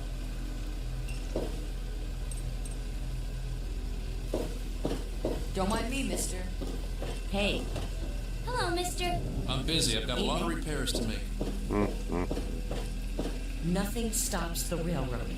You did a good thing delivering that component to Zimmer, telling him the android was dead. For that, I'm going to entrust you with some information. The android's transformation was done by a man named Pinkerton, here in Rivet City. He's hidden down in the broken fore section of the ship. You'll need to swim to reach him, but if you're inclined, Pinkerton can perform a facial reconstruction on you as well. It won't disguise your identity, but you'll be able to experience life in a new skin and truly understand that we're all human on the inside. Thank you.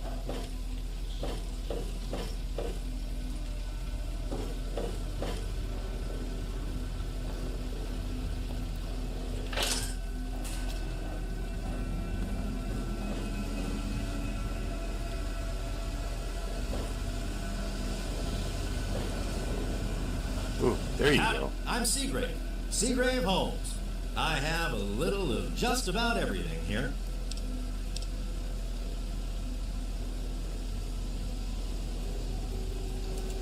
A what? Look, if you just... He's totally strung out. It's going to kill him one of these days. Oh, I really wouldn't know. I mean, long as I can remember, she's just been here, soaking up all the repairs and attention we can give her. I grabbed a wrench and joined in the reconstruction pretty much first thing out of the womb, but I never really cared about politics. Last feller I remember from back then was Mr. Pinkerton, and he must have left about a decade ago, after that spat with the science team. We used to have a storage shed in the broken-off bow of the ship. We always thought he was crazy for keeping stuff there. Might have kept a couple records down there, I guess. Careful, though. Ship's a bit treacherous down there in her belly.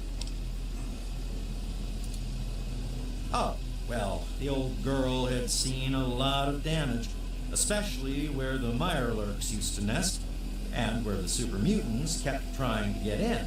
I guess the mutants and the Myers got so busy fighting each other, it gave us the time we needed to make this place shipshape. Does that tell you what you need to know? Anyway, we're here in Rivet City, and she's in good hands now.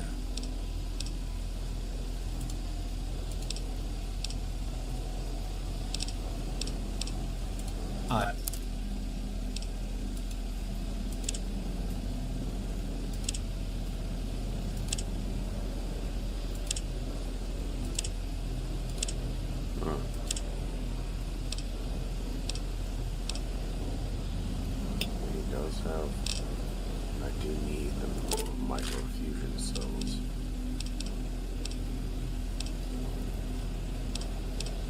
And the 44 caliber rounds. Might as well take those. Another satisfied customer. Alright. See, Let's go to the. Welcome to the Weatherly Hotel. Well, I really shouldn't tell you, but have you heard about Polly Cantelli? He's addicted to chems. His poor wife Cindy is at her wit's end. You haven't heard? Angela has the hots for Diego. But since he's a priest, he's been putting her off. One of these days, she's just going to jump his bones. They say Mr. Lopez is losing it. He stands on the top of the bridge tower for hours at a time, just staring out over the city.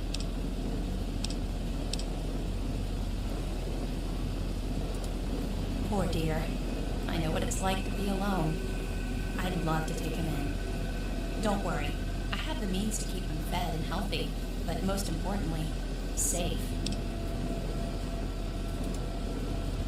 Oh, that's wonderful. I knew it was Rivet If City. you ever wander back into Rivet City, why don't you check up on us? You're always welcome. Welcome back, sir.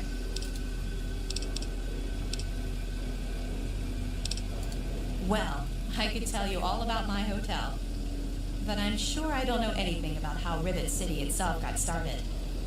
I mean, you hear rumors and you make guesses, but I really couldn't say I know for sure, and I'd hate to lead you down the wrong path. Actually, now that you mention it, Seagrave may know more about it. He's been here since he was just a boy.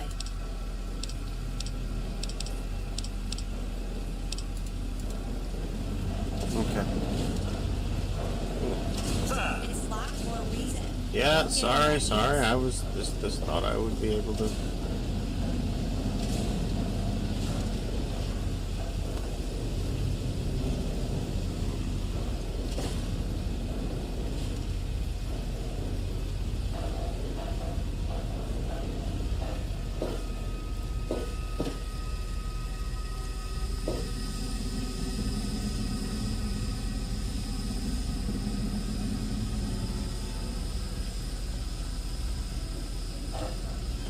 Good to see you.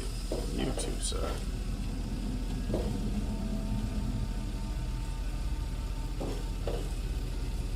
Marketplace. Yeah, okay. So, Muddy Rudder is downstairs.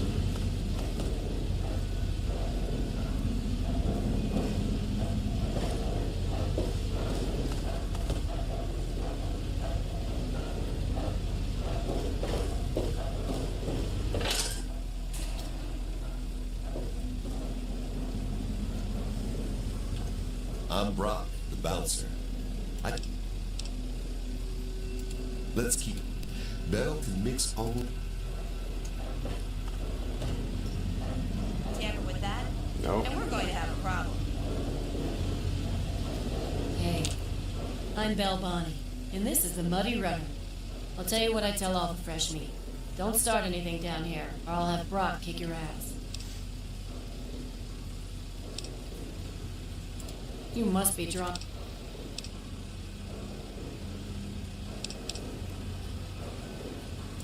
Go talk to Vera. Fair enough. History? What, not enough shit around here already? You need to dig up more? Don't know if it ever had an official start. It's just been here forever. Stuck in the river and full of assholes. No, I can't fucking well share one. What sort of moron are you? But fine. It'll get you out of my face. Go down to Pinkerton's shed in the broken off bow of the ship. If he decides to give you a history lesson, it's no business of mine. Now get the hell out of my bar. God damn. Some people are just fucking rude around here. Yeah, whatever, I'm leaving. Fuck y'all. How come you never put the moves on me? You're too young. Hey, good looking. How come you have... Now that's what I like in a man. Enough caps to buy a lady a drink. Can't help you with it. You're... This is the Muddy Rudder. Yeah, I got you. Get the fuck out of here. Go down and talk to Mr. Pinkerton. That'll be the last thing I do.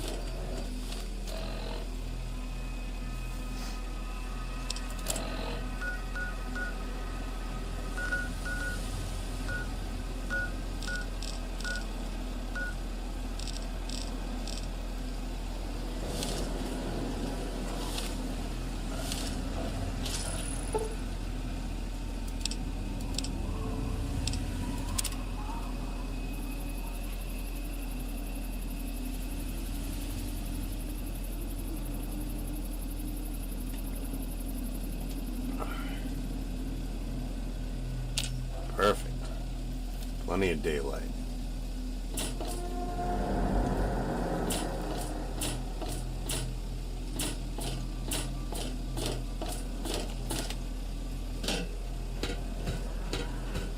I'll never forget you. I can't.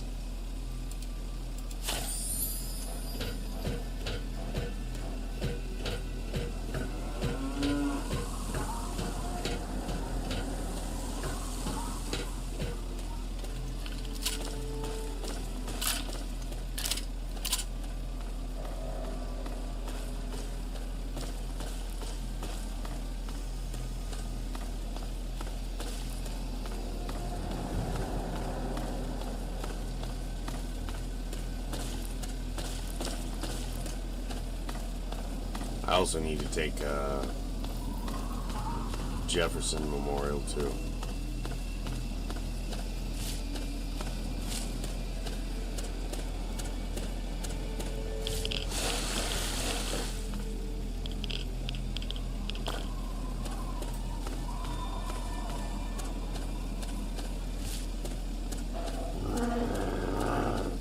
Easy, dog meat. We have other business.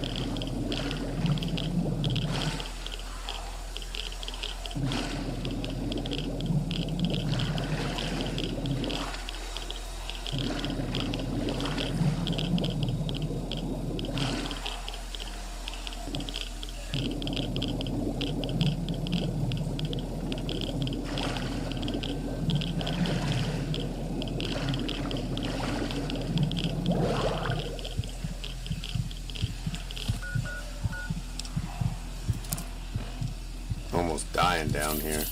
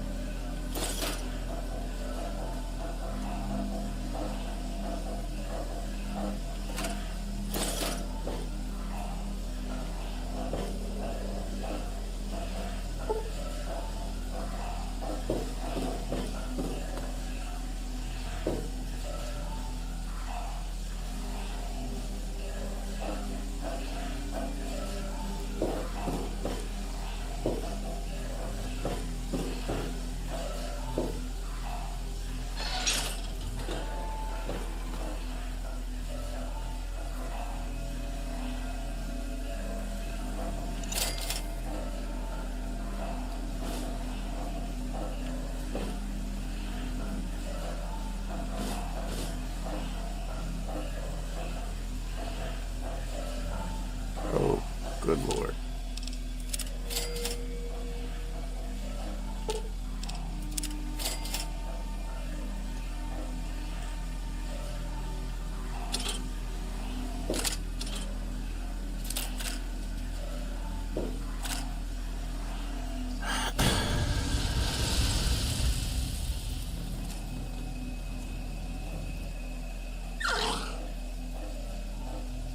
I'm sorry, buddy.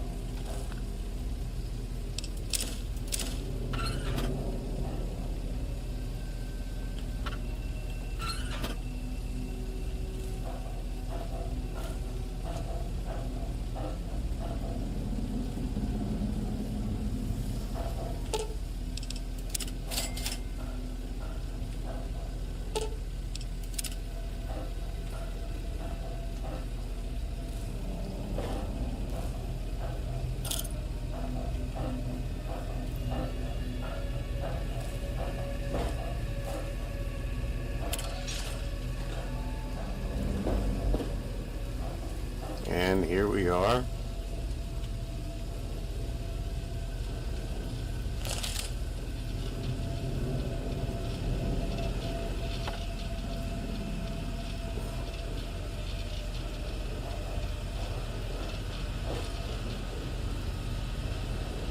Why don't you look where you're going? Oh, hush. You're as crabby as everybody else in here. How the hell did you get in here? I suppose you can't be all that bad if you made it this far without dying. This is the part where you tell me what the hell you are doing bothering an old man who obviously wants to be left alone. Get on with it already.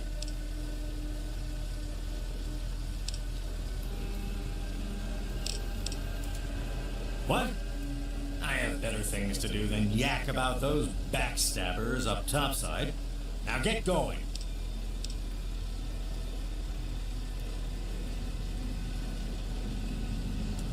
Ha! Sounds like you've been poking around, all right. I'm surprised any of those reprobates even remember me. Maybe they still laugh about how they edged me out of the council back then. But you can set the record straight. Have a good night, Mr. Merlin.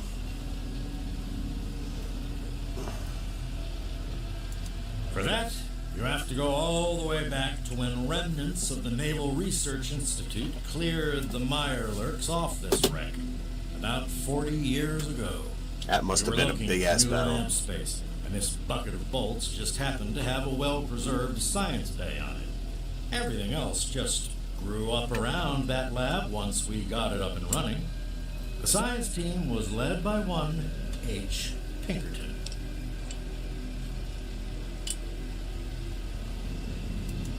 That lasted until about 18 years ago, when those ambitious backbiters like Lee and her little team showed up.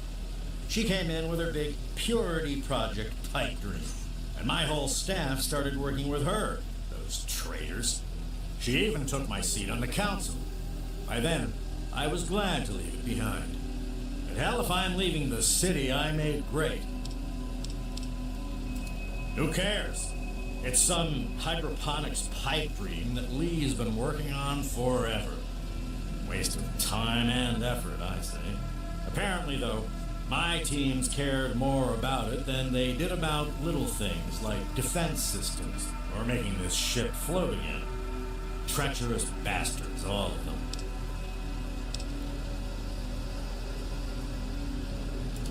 Of course I do.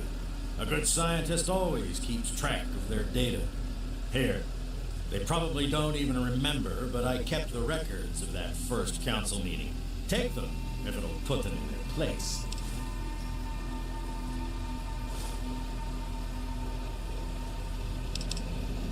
I live here. It's where I do my work. And it's far away from Dr. Lee and all those other monkeys dressed up like scientists. Hey. You made it past my defenses, which proves you aren't a dummy. And you haven't killed me. So I suppose you aren't here to do that. I suppose you can hang around if you want. Just don't touch anything.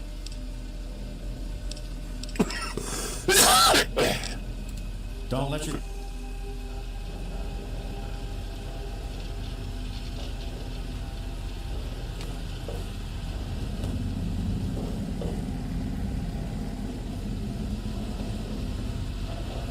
Okay. I guess we can...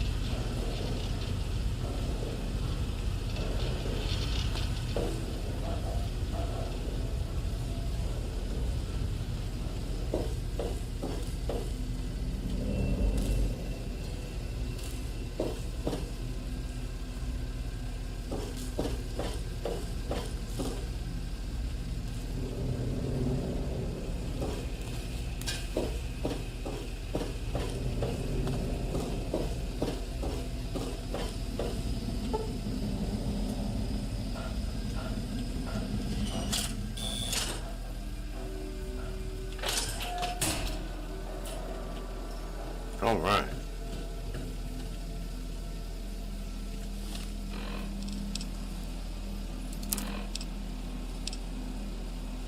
So we got the broken bow entrances now, and we can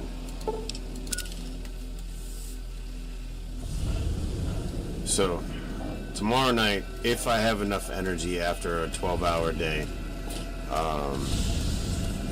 we will be hitting Paradise Falls. It's the next major location that I hit.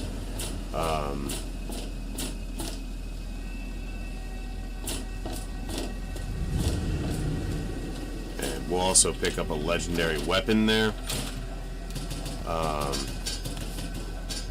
Any luck finding out how Rivet City... Aha!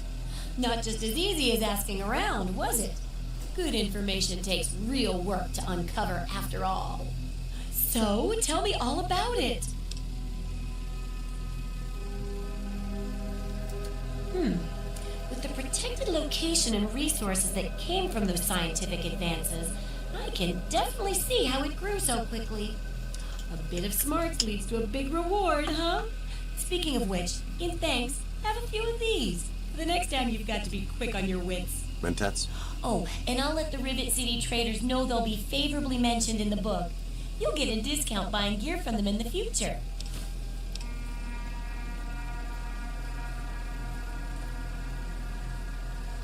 I've got to do a section on working with old computer electronics, so there's some research to be done in the old Robco production facility. Also, there used to be a big library out there. Yeah, Arlington. Imagine a whole building full of books. I'll need you to gather information there for me. And that'll be it for the last chapter. So,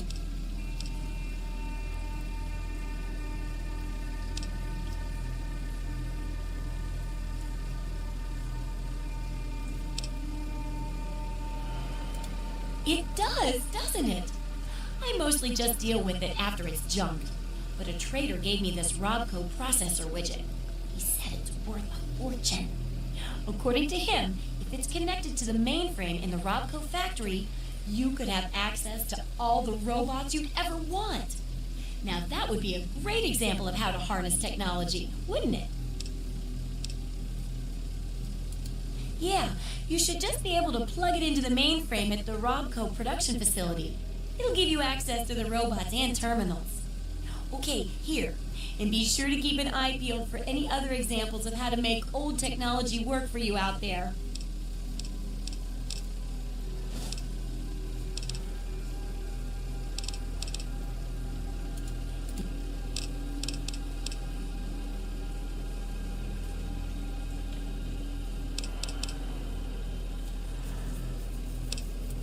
Of course!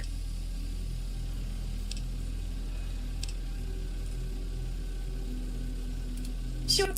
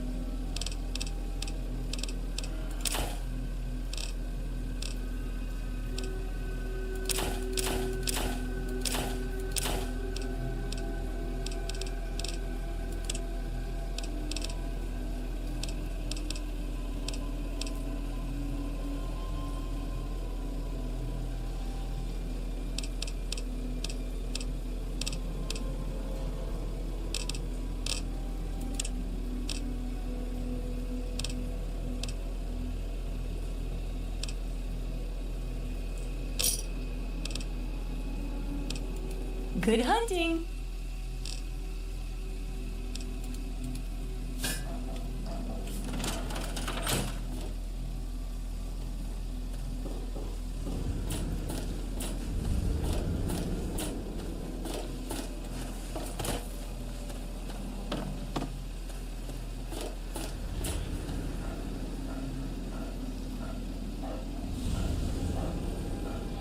I wish there were more people like... I want you... Bless you.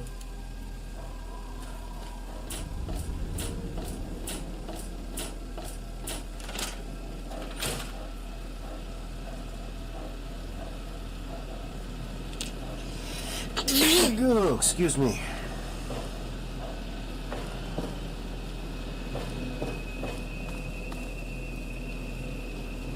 All right, so I got the infirmary here.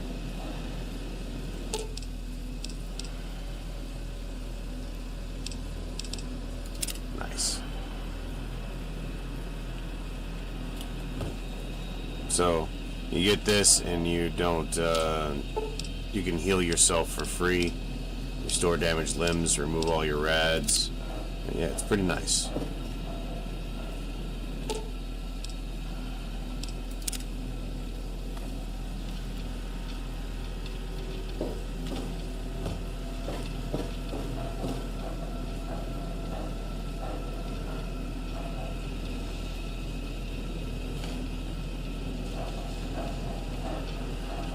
All right, ladies and gentlemen, that is a wrap for tonight.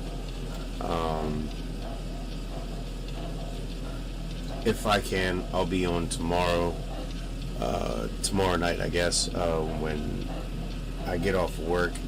Probably won't be until sometime after midnight, if at all. It's more likely. It's more likely that it'll be Sunday night, if at all, probably Monday. I've just had a busy week and I've been catching up on my sleep as well. I fell asleep last night, didn't wake up till 4 a.m. and just crawled into bed, which is what I'm about to do now. I'm gonna close out the deal and go off to La La Land.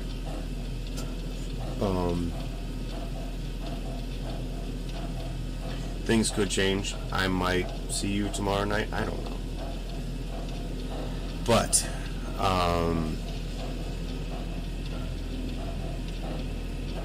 that was a session. I enjoyed myself. Got a few small items taken care of, squared away. Helped Moira out a little bit. Turned in some locations. Bulked up on our ammo. Hey, we didn't level up today, but you know, maybe next time. Let's go ahead and save.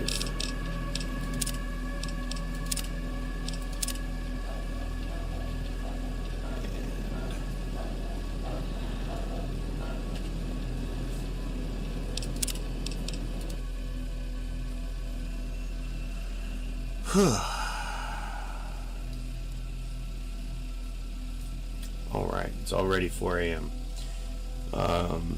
You guys have a great weekend. I'll see you at some point. Be safe, be happy, be healthy. I love you all. I'll see you in the next one.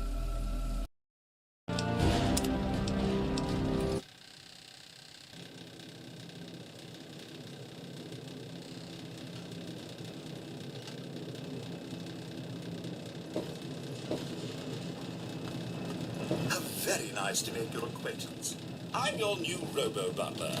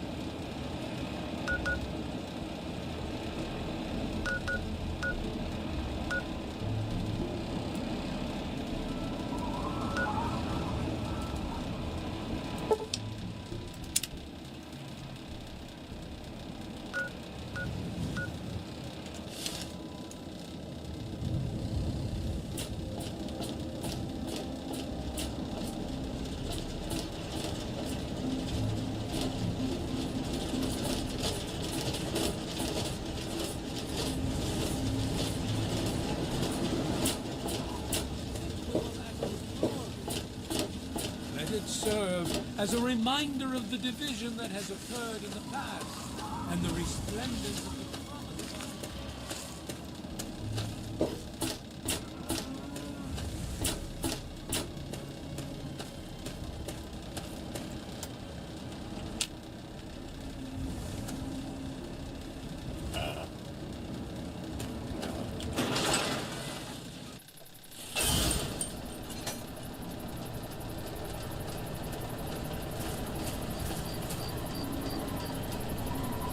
Thirsty, partner.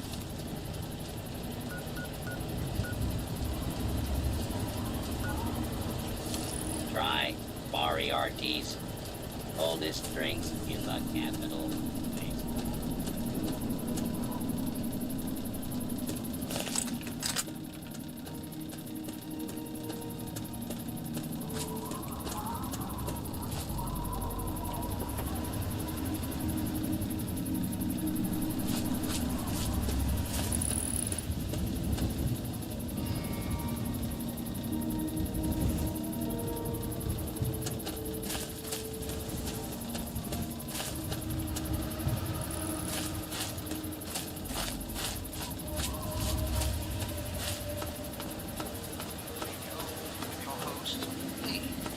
President John Henry.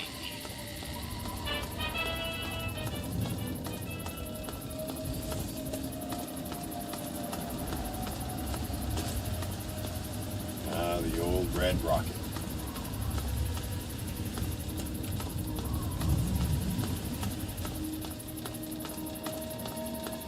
How you doing, sir?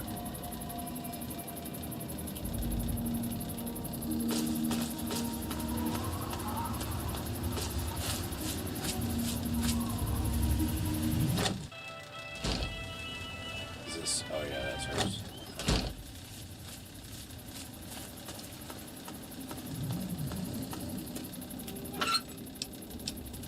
Letter from Voltec.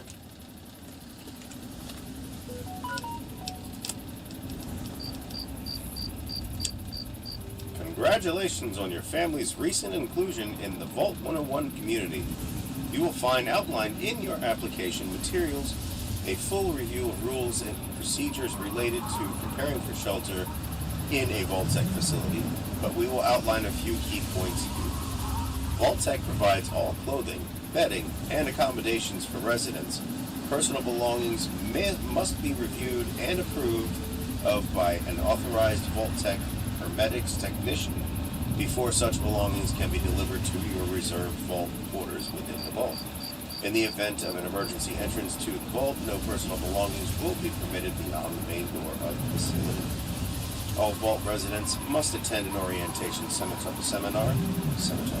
If you do not attend such a seminar as part of the application process, you must make an appointment with your Vault-Tec representative. In the event of a Vault-Tec activation, whether actual or drill, Vault-Tec will sound a siren audible in the immediate vicinity of the vault facility entrance, and residents will be contacted via holotape message at the phone number provided in their residence profile records. Please report promptly to Vault 101 to await admittance and processing upon such notification. Jesus. Maybe you can hear me a little bit better now. Vault-Tec looks forward to having you and your family as valued residents. Be sure to present this letter to your Vault-Tec representative to receive your special commemorative Vault Boy bobblehead toy. Sincerely, Vault-Tec Department of Public Relations, Washington, D.C.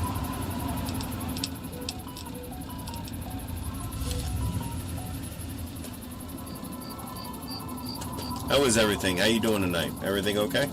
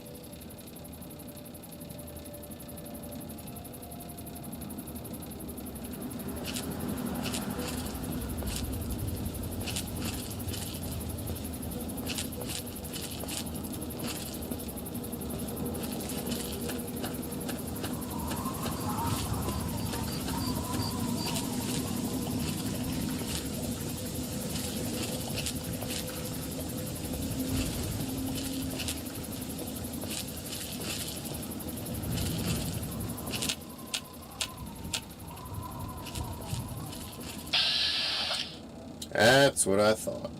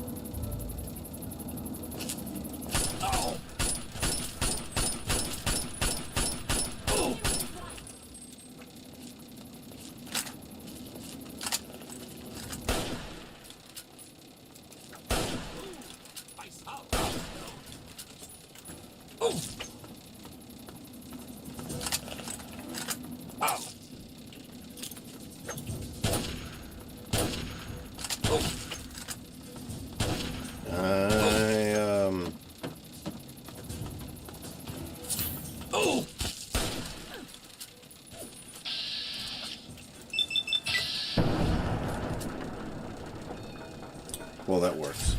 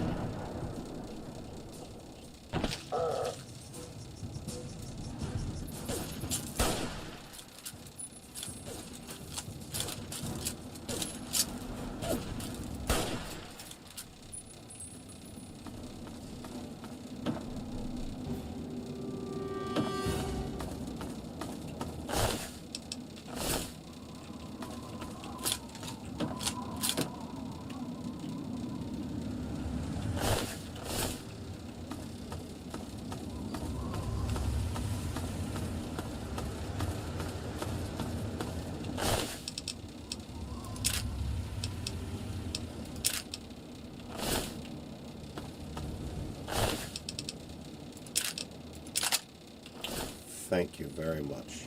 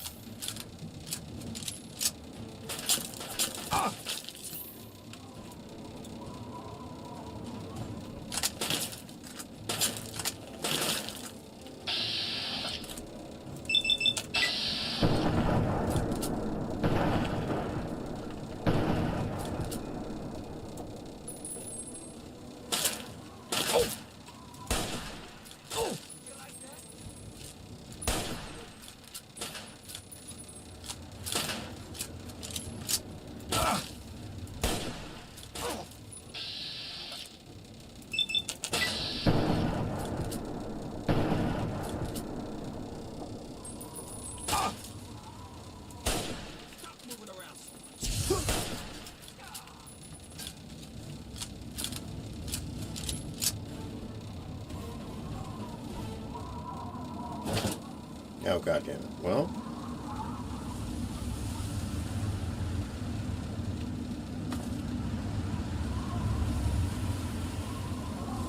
Not exactly sure where he went.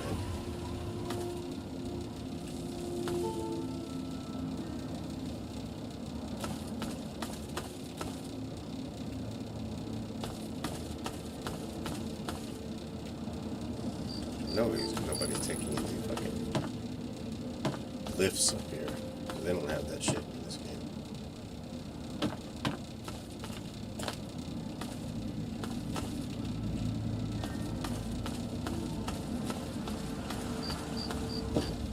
Man, these guys look mean. They didn't have anything.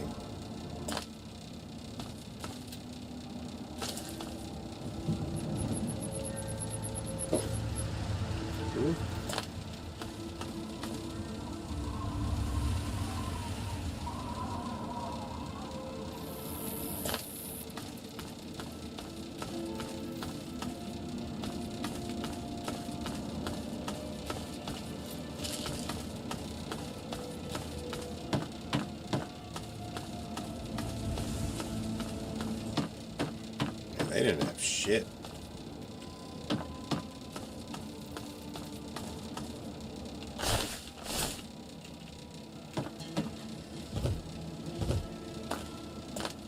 Got a sniper rifle out of it, though.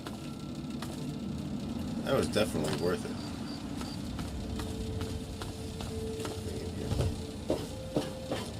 No.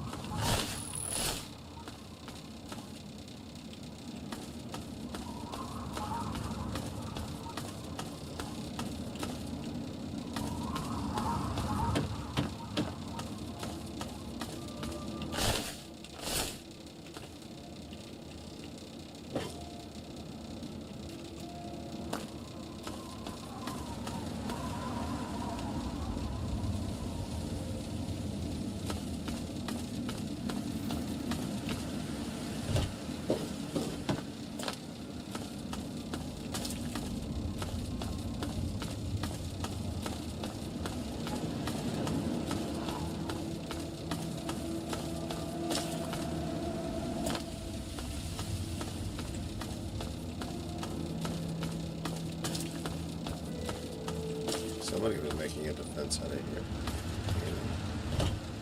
No. Fully looted too.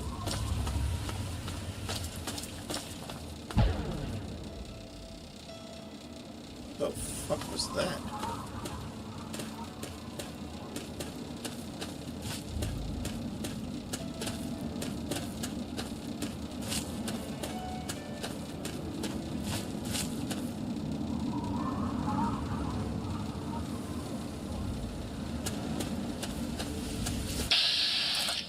Oh.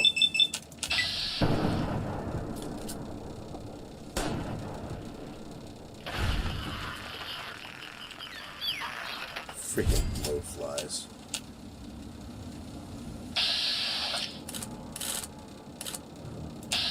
Is that the motherfucking...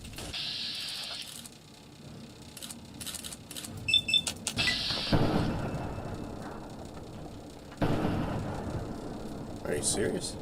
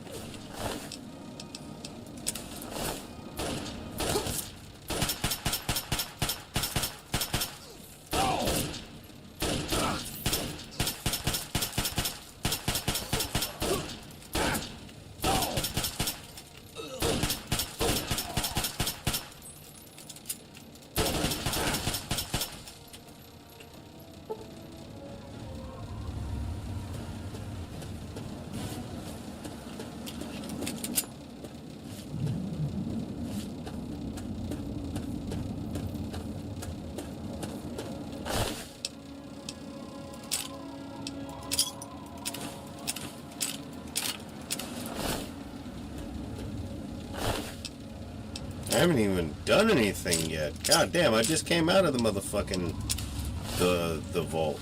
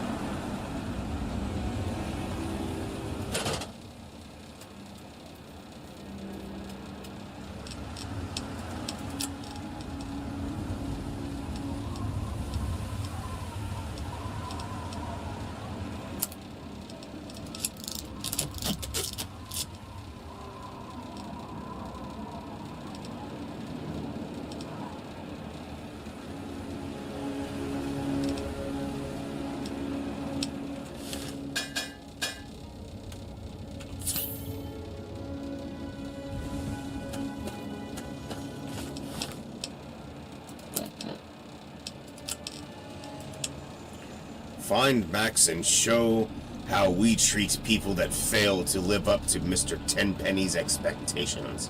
Do not fail me. You know what will happen if you were aroused by displeasure. What the fuck? I don't even know who the fuck. Okay. Alright. Alright.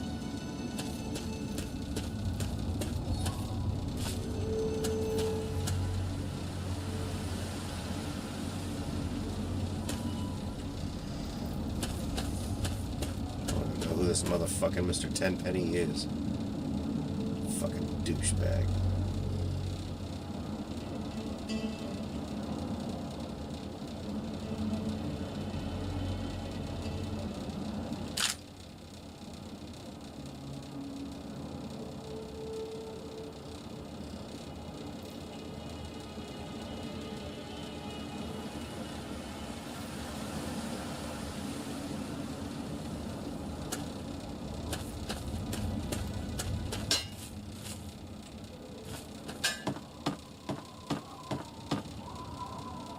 Found a mini nuke in here. A hunting rifle. Some 32 caliber rounds. It's not bad. Not bad. Alright, alright.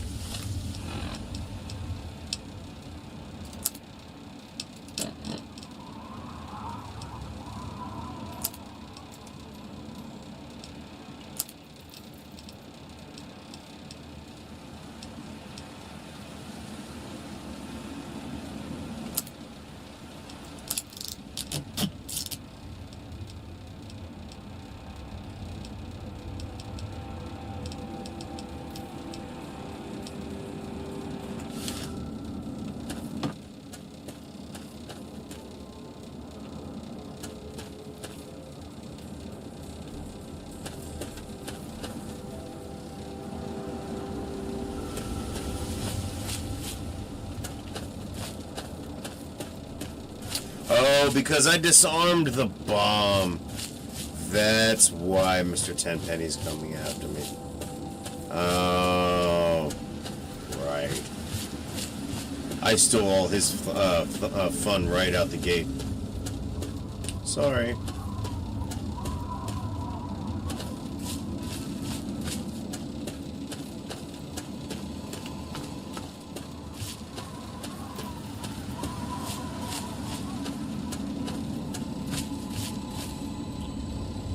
You must be about a new film. Yeah, I saw. I'll get to it, good sir.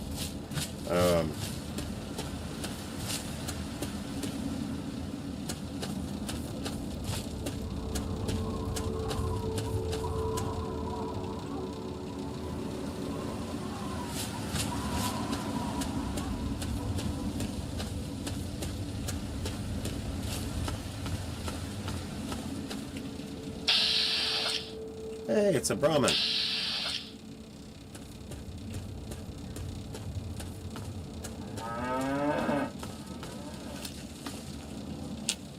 Hi, buddy.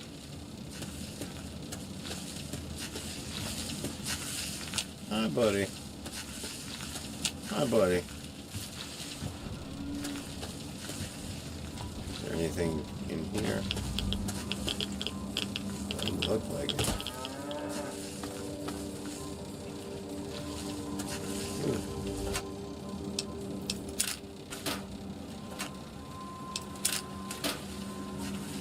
It's not bad. It's not bad.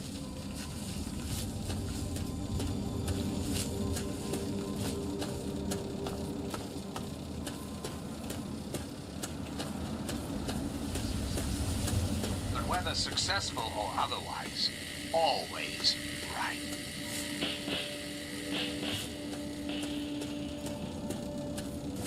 Another red rocket station. Oh. Jerry Street Metro.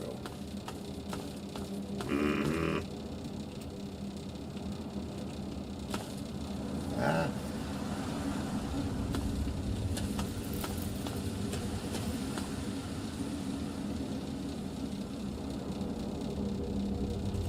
There you go. I'm glad. Yeah. That was really good. Glad I could be of service, good sir. As you can see, I'm indulging my my nostalgia and my appetite for some classic Fallout. Well, classic for me, anyway. It's been like a decade and a half since I've played this game.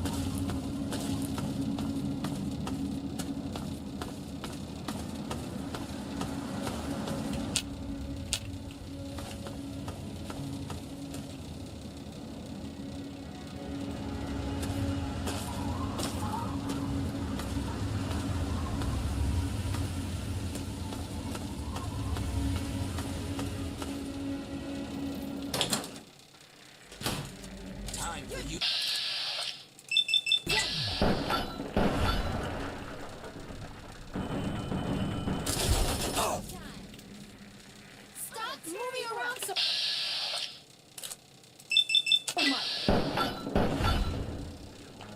Ooh. You have 5.56 inches.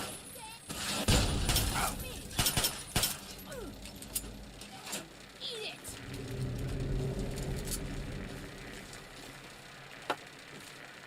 Beg. Hold still, meat.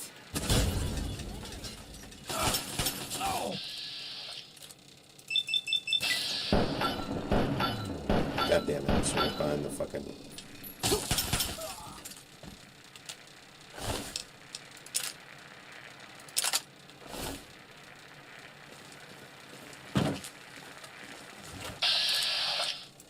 Oh, you're a liar, the boom boom.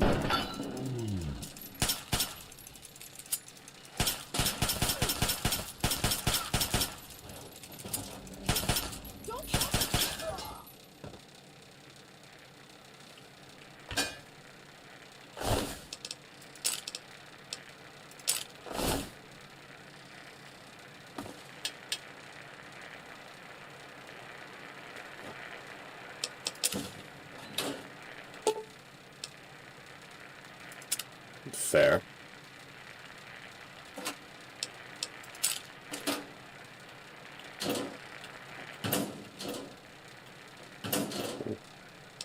Scrape the metal.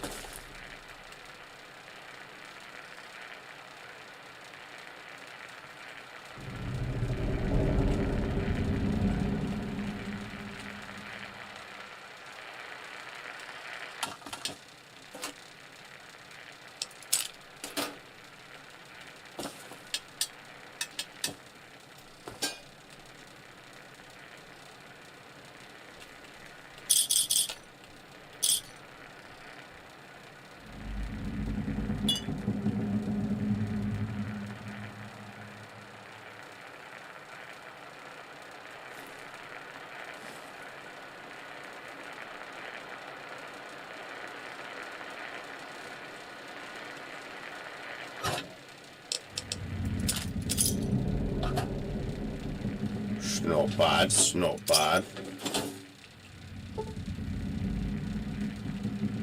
Science skill.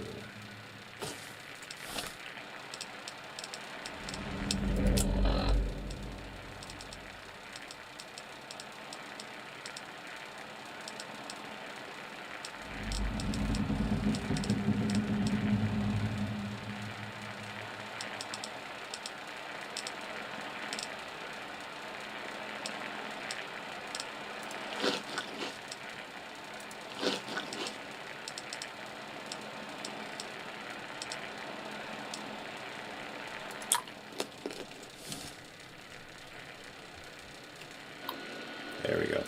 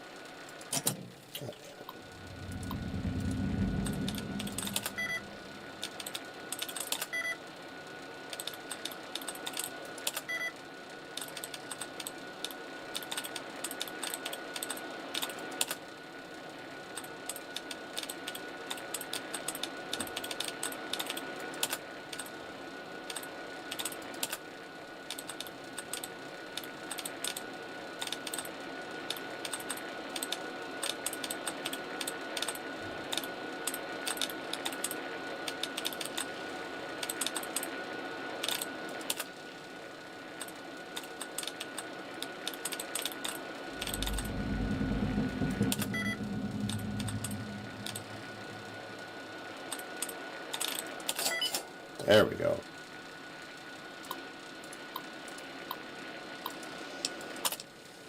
Oh, let's just open the fucking...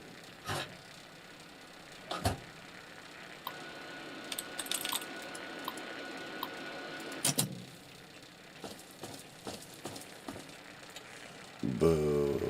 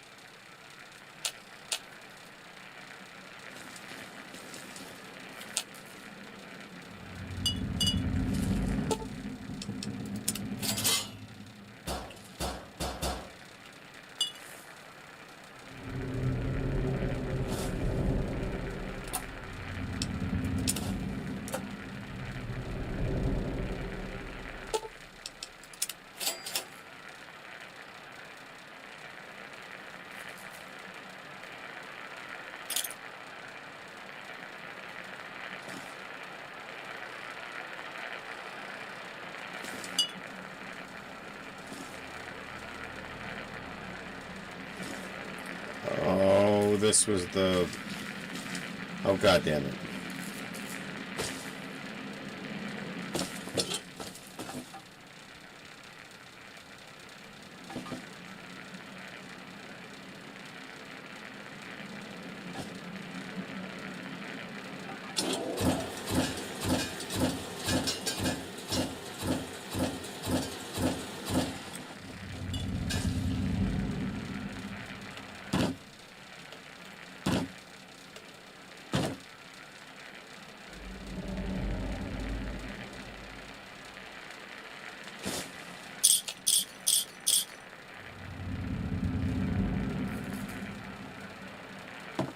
There was a Rube Goldberg thing, and I ruined it.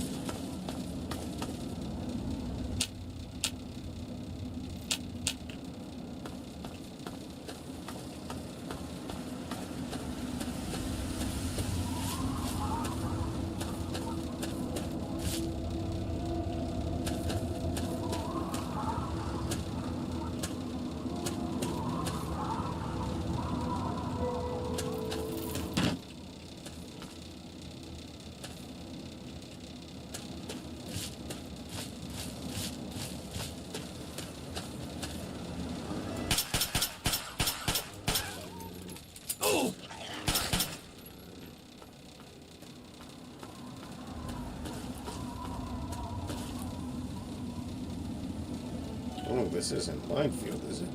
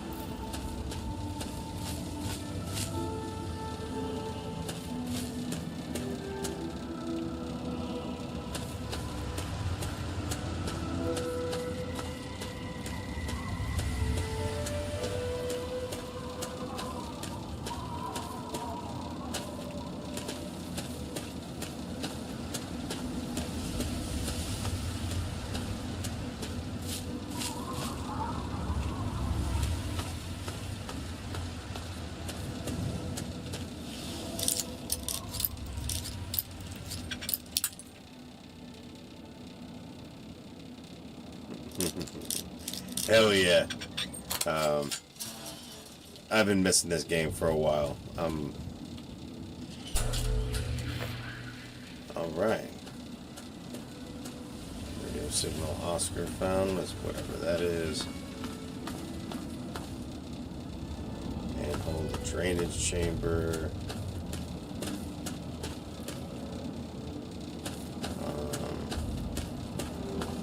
Sure.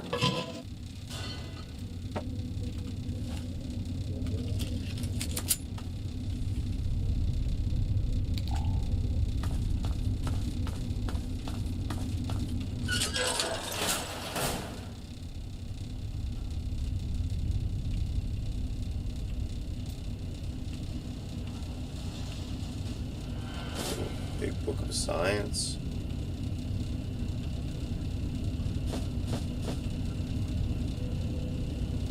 Electrical switch.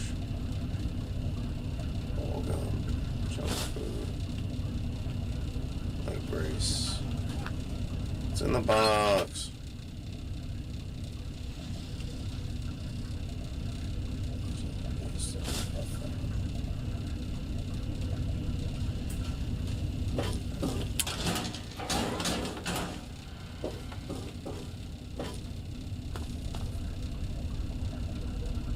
Oh my.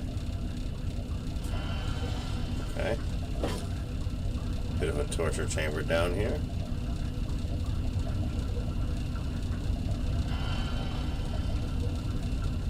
Lots of booze, money, and knives, and things.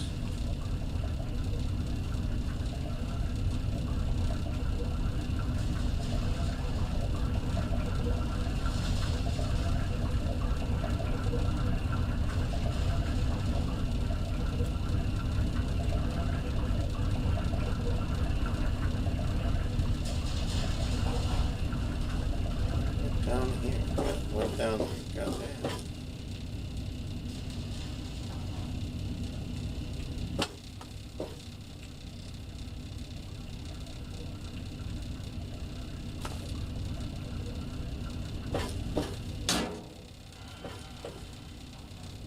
Maybe it's a fight club. Oh, I don't know.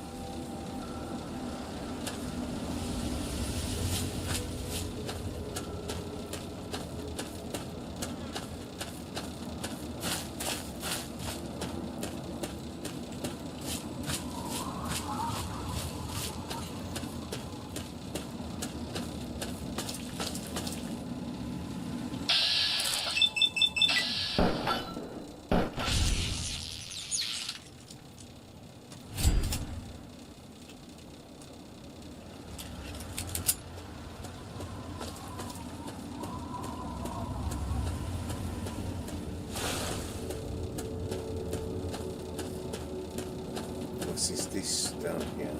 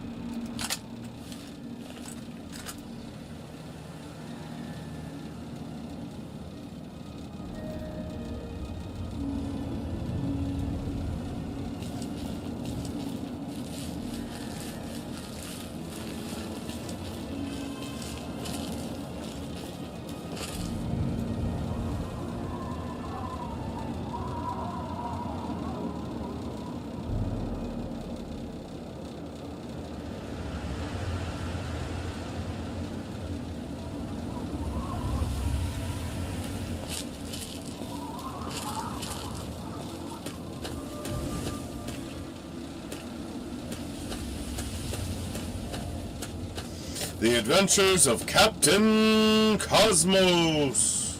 Hell yeah.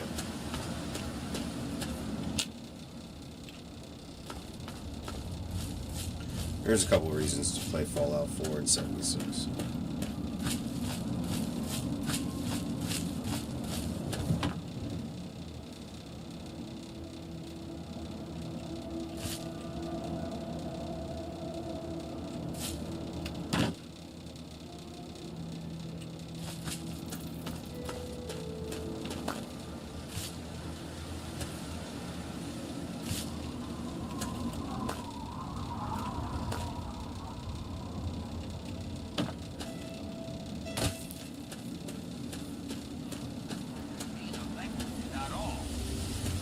I must answer, of course. Of course I was elected. Sweet America. Of course. Isn't the right to vote the very foundation of a democracy?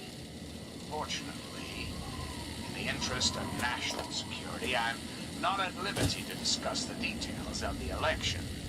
You understand? But rest assured, I am your president, because the appropriate people of this great nation decided I should be. I am.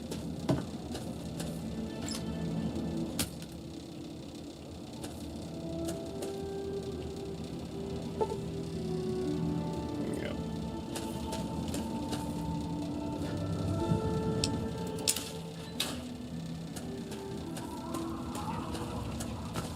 Democracy, dear America.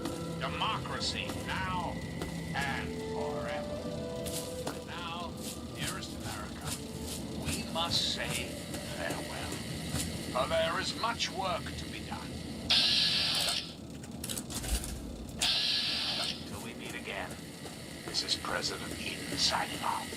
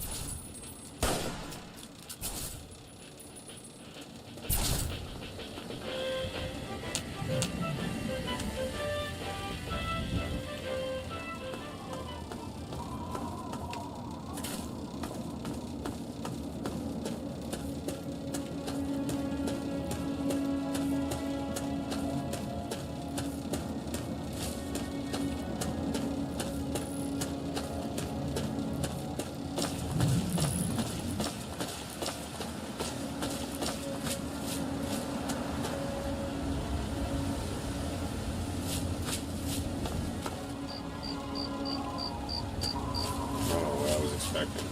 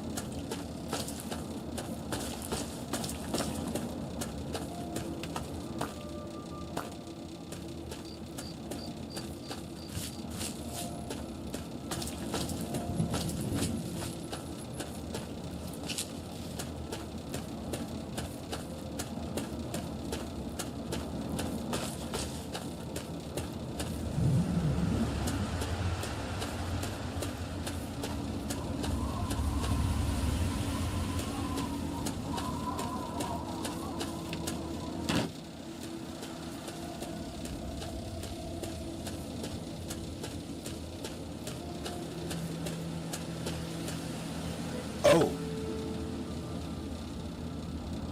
That's the train. Oh. Oh. Oh. Okay. Yeah.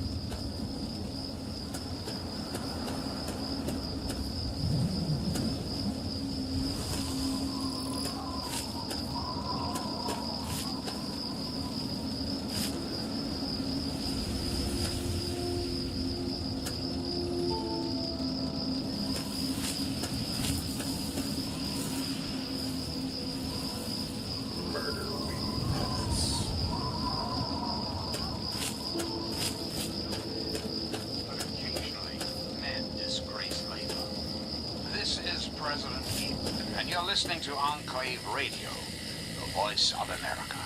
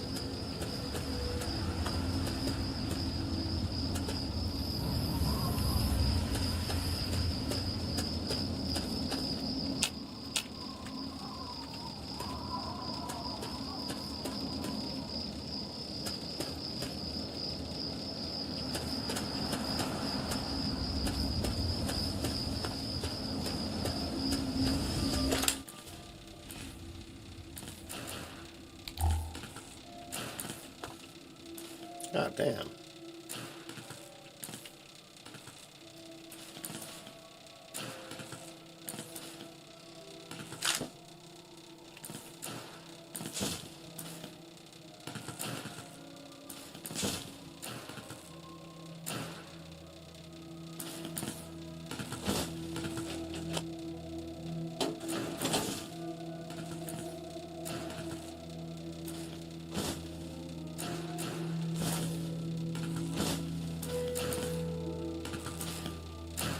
Somebody was having a party.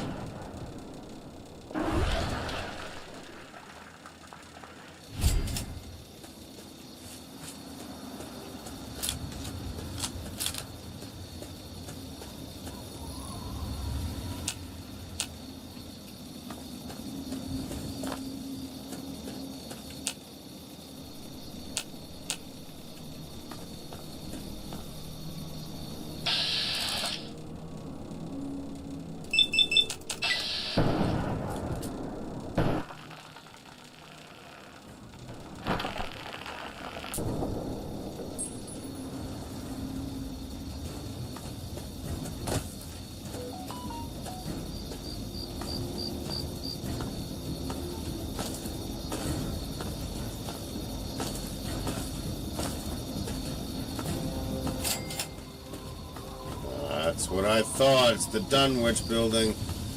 Okay.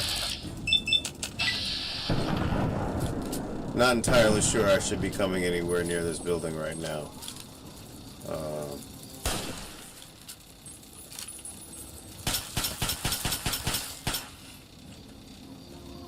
But I have discovered it. And that... Das ist good.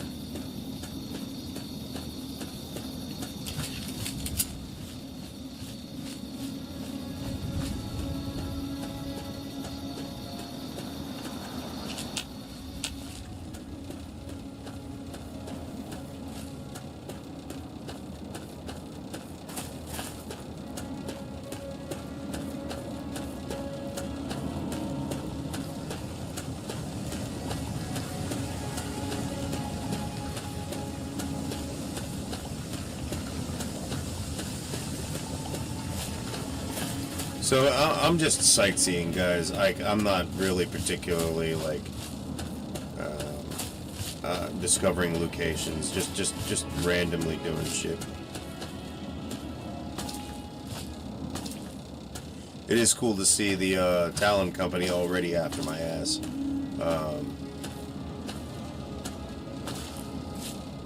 Like I still. The armored vault suit is still kind of like a go-to because of the small guns.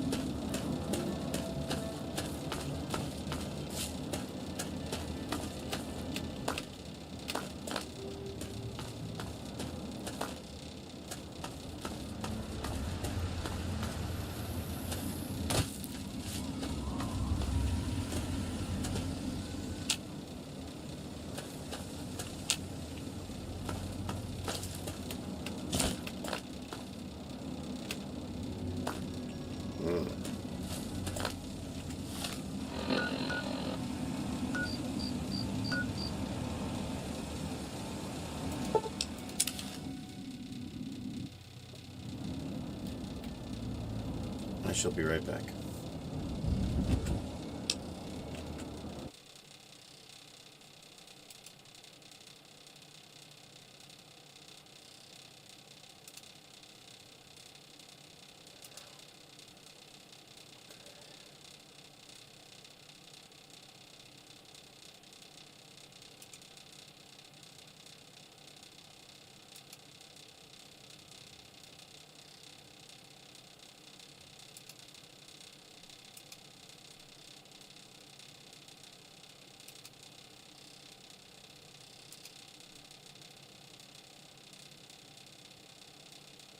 Okay.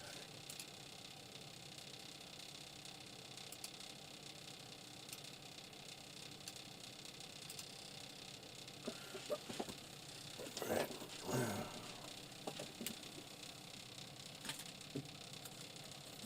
Step up.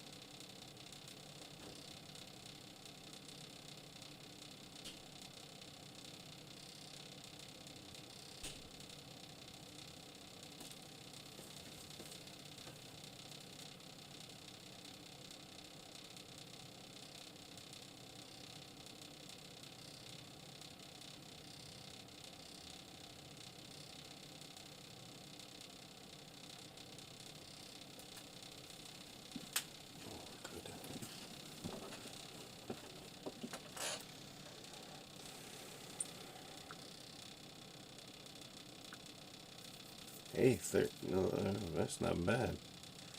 Made good money today at the shop.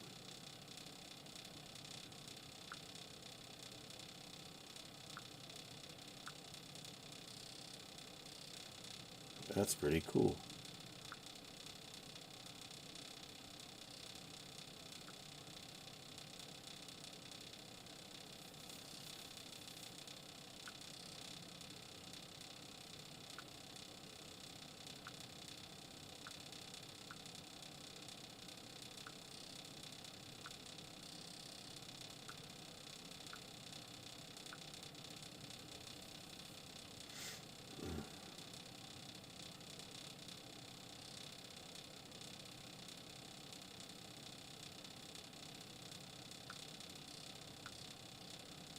Okay.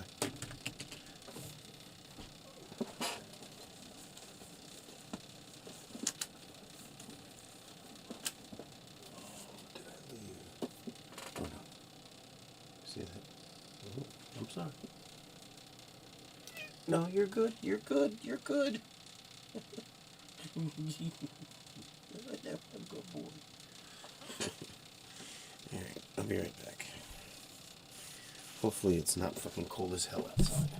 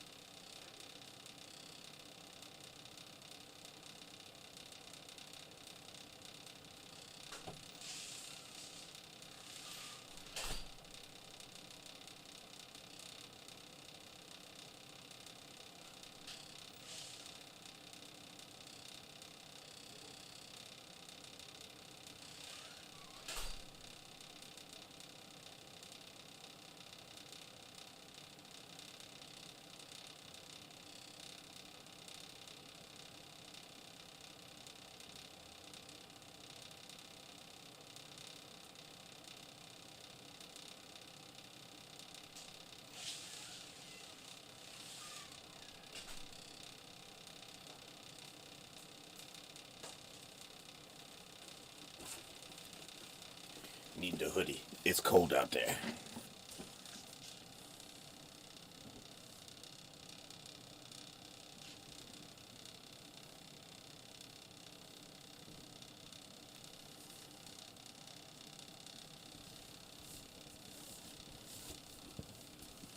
I must to pee. Ooh.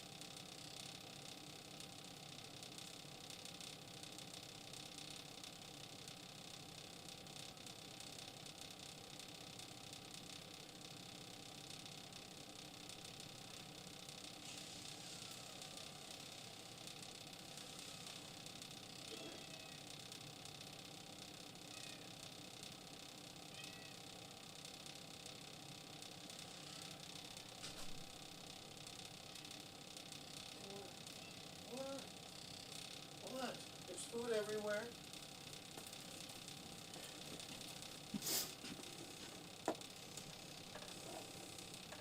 Night is back. It's cold out there.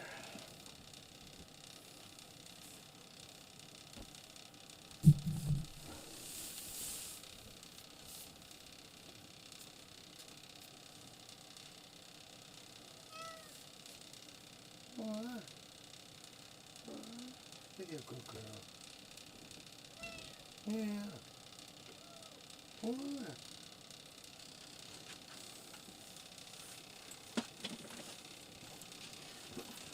Dear, all I've needed. I wonder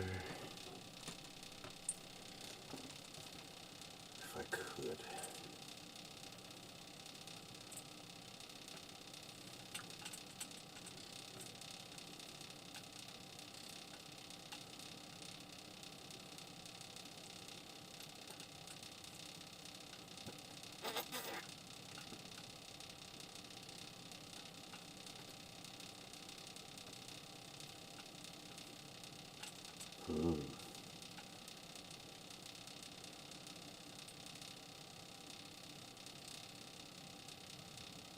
Sorry, I'm looking at food.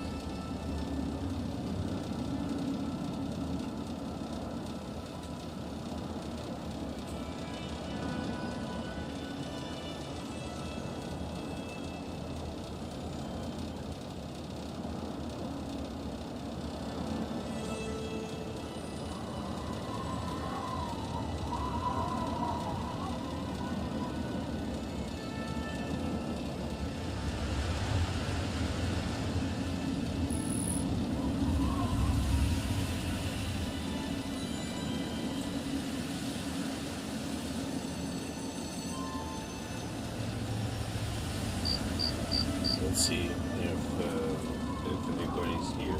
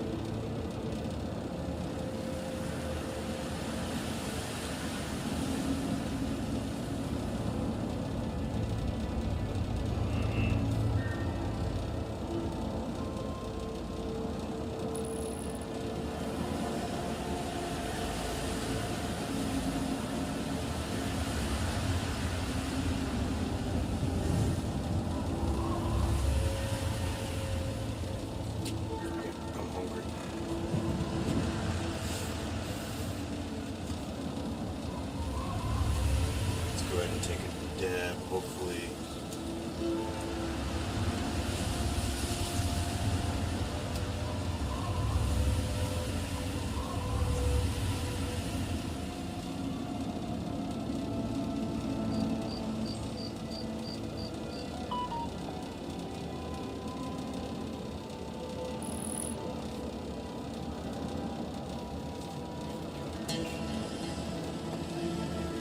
So nice that you can order things in the middle of the night and it still gets service.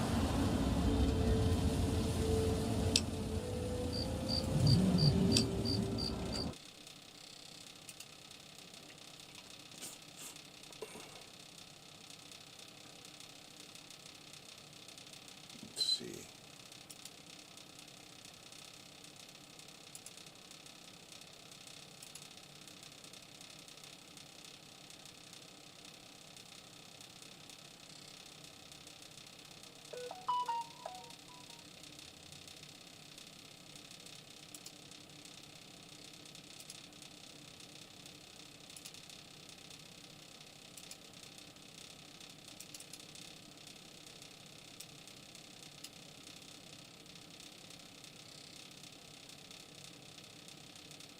That's a half an hour. Shit.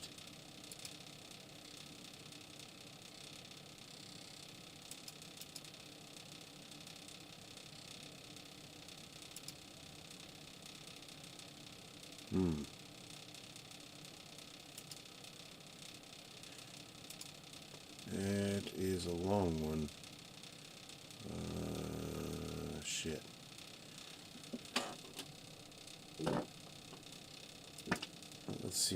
Let's see what else.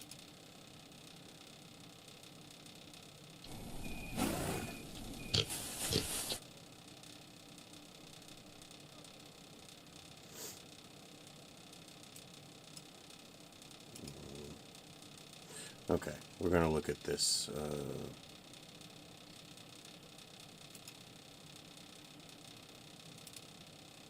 It's very weird.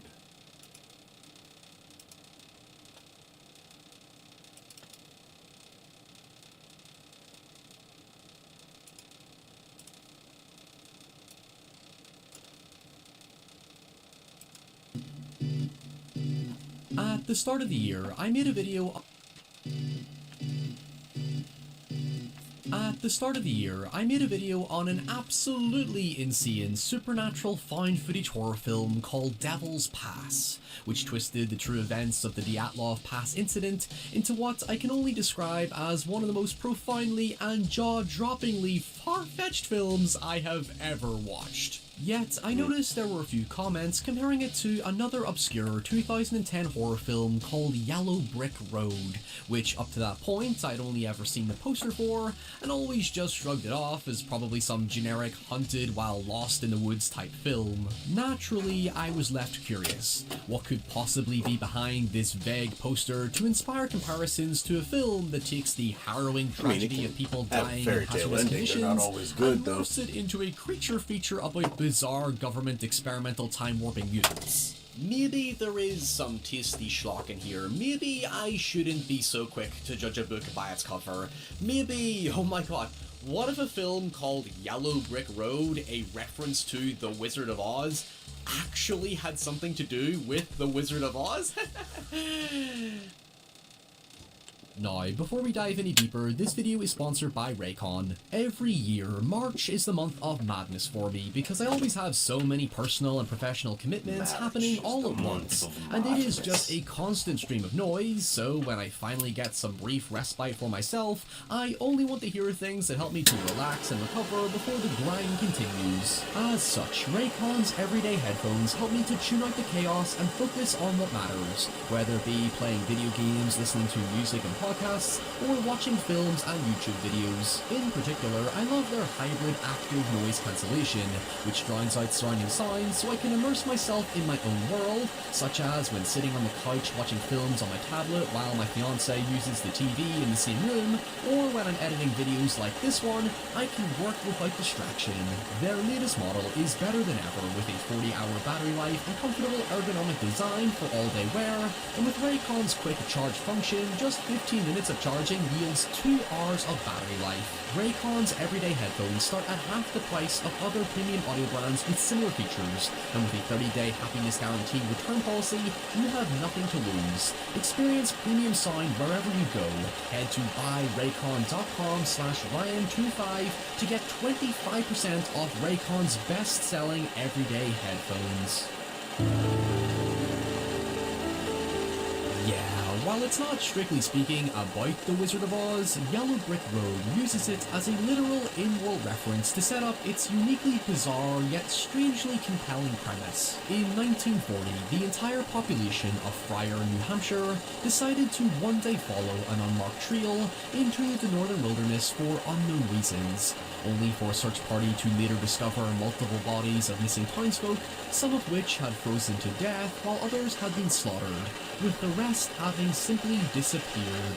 However, one sole survivor emerged, but during their police interview, they remained erratic and distressed, and soon erupted into psychotic behavior over painful, disturbing sounds that investigators couldn't hear for themselves. The film puts us into the present-day shoes of Teddy Barnes, as he collects the now declassified documents in the hopes of co-authoring a new book about the mysterious happenings with his wife Melissa. From the vague background it gives us, I got the subtle impression of a forlorn and troubled man, someone who seemed to be struggling to find success in his work, as implied by Melissa's concerns of dissatisfaction should the expedition ultimately go nowhere. In fact, Walter makes an accidentally snide remark that Teddy has transitioned into teaching because he couldn't do what he loved, hence the desire to throw everything into this one expedition. For the journey, they recruit a forestry expert called Cy, an intern called Jill, two sibling chartographers called Erin and Daryl, and their psychologist an eerie tone with the grainy, morbid photographs and unresting quietness. The setup of the actual expedition is fairly muted and pedestrian. The characters are all pretty beige for the most part, and it lacks a certain visual punch to make it engaging, but once they begin their search for the trio only to immediately hit a dead end within the town, suddenly that severely downplayed atmosphere I initially viewed as a negative began to evoke a chilling sense of otherworldliness. Something just doesn't feel right. In fact, there's an acute uncanniness to its delivery. It's obviously made on a super low budget, which I assume explains its limited production value, but that lack of cinematic presence, let's call it, started to work for me, especially when events inevitably begin to escalate. The presumed coordinates of the trio, according to the documents, leads them to an empty movie theater, where Teddy and the crew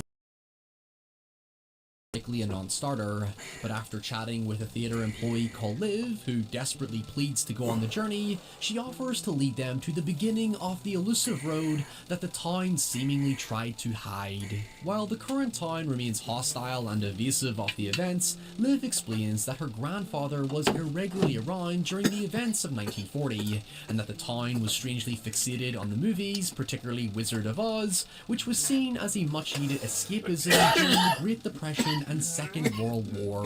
Now, I'll probably lose some people, but here's the thing. Once you get past the surface of the concept, there's a surprising poignancy to how Wizard of Oz is used as a meta-reference to explain why the town wandered off into the wilderness to begin with. It's said the trail was nicknamed Yellow Brick Road because the people of Friar curiously believed it would lead to a god or wizard of sorts, and thus making it home to Emerald City is a neatly fitting, if far-fetched, allegory for people desperately seeking sanctuary in a time of great unrest, uncertainty, and wartime destruction. Admittedly, it took a bit of mental gymnastics to wrap my head around it at first, but as I was reflecting on what little information the film actually gives you, mixed with how surreal and dreamlike the journey increasingly becomes, I began to realise that the film is unapologetically Lovecraftian. On the surface, I do get the general comparison to Devil's Pass in how growingly absurd it becomes with its jarring implementation of Wizard of Oz, but Yellow Brick Road surprisingly makes a thoughtfully genuine thematic point with it when you consider both Liv and Teddy's personal motivation for following the trio.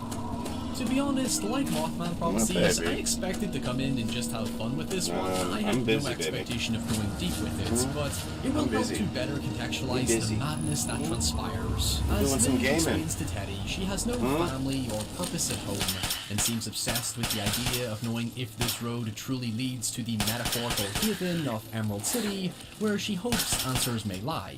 She expresses she's tried to take the road before while drinking around the outskirts, as though to suggest she's troubled and in search of a solution to her profound sadness. In fact, she even later admits that her story about her grandfather was a lie, so she what the fuck are you doing here? Loneliness of which revealing itself as a recurring sentiment amongst the rest of the party. Oh my god. Where the Lovecraftianism truly clicked for me was late in the film, where Liv has an existential nihilistic rant about life being nothing more than birth, death, and the meaningless existence we have in between. She describes the trio as a way out, a light at the end of a dark, treacherous tunnel. There's a religious connotation on display where it seemingly understands what people want, but whether it truly gives them what they want is the answer she sorely seeks. Teddy, on the other hand, is kind of in the same boat. He seems vacant and lost for most of the journey, and clearly lacks much of a plan or forethought into how this expedition might play out. It becomes apparent near the end that he's dissatisfied with his life, and his motive is likely pure selfishness. Perhaps this trio might give him the purpose he also seeks, hence his fixation on making it to the end regardless of what happens to his party, especially when ambiguously spiritual, supernatural, and nightmarish undertones begin to arise. The film establishes two curious elements. The first is that each day, Walter conducts psychological evaluations and begins noticing worrying signs of disorientation, memory loss, and sudden erratic behavior amongst the group. There's an acute hostility that arises seemingly out of nowhere, as though the wilderness itself is having an hallucinatory effect on them, especially when the second curious element throws all expectations out the window. Not long into their journey, the group begin hearing invitingly quirky 1940s music blaring in the distance with a strangely ethereal tone, which they come to assume might be the elusive Emerald City that the townsfolk originally hiked towards. Not only that, their GPS soon stops working, and the sibling chartographers are left baffled at how nonsensical their tracing coordinates have become, with the only coordinates that do seem to make sense are the ones leading further north towards the mysterious Emerald City music.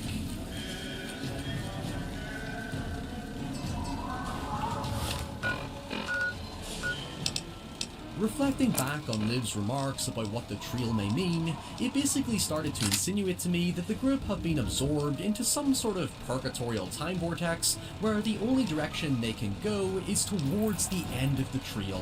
In fact, when they later try to turn around and head south when shit hits the fan, the music only grows harsher and more aggressive, as though forcing them to accept the one inescapable path forward, evoking the sense that an omnipotent Lovecraftian presence is pulling them towards it. However, before that revelation, the shit that hits the fan, so to speak, is when the siblings get into an argument over equipment, which causes Daryl to suddenly and barbarically tear his sister apart like an animal and bail deeper into the wilderness. By this point, the film was firmly playing into its uncanny valley avant-garde nature that it began reminding me of Antrum, the deadliest film ever made, which goes to reinforce that at the Mountains of Madness theme of the characters all going insane. It's also worth bearing in mind there's no monsters or spooky sightings throughout the entire journey. It really leans into its vagueness, even subtly throwing in details like one or two of them potentially eating poison berries when their food rations dry up, suggesting it could all be in their head. Anyway, Teddy and Cy track down and subdue Daryl, who has their coordinates to get back home, but he only ends up escaping during their painful efforts to turn back, which properly leans on the Wizard of Oz theme when they also see Aaron's mangled corpse posed like a scarecrow. Undeterred, Cy decides to soldier on by force, even taking Liv with him, only for them to grow closer before Cy admits he shares the same homicidal urges as Daryl, and eventually requests that Liv restrain him and snap his neck, not only to protect her, but to also do it out of mercy? At this point, it gets very convoluted, but my theory going forward was that only those with the strongest willpower will reach Emerald City, while the others are doomed to the purgatory of the wilderness, to succumb to an inconsequential mere mortal demise. Please don't kill me. After Teddy abandons the rest Please of don't kill me. the trio, Walter and Melissa soon leave Jill behind after she eats their remaining food, leading her to depressively walk off a cliff.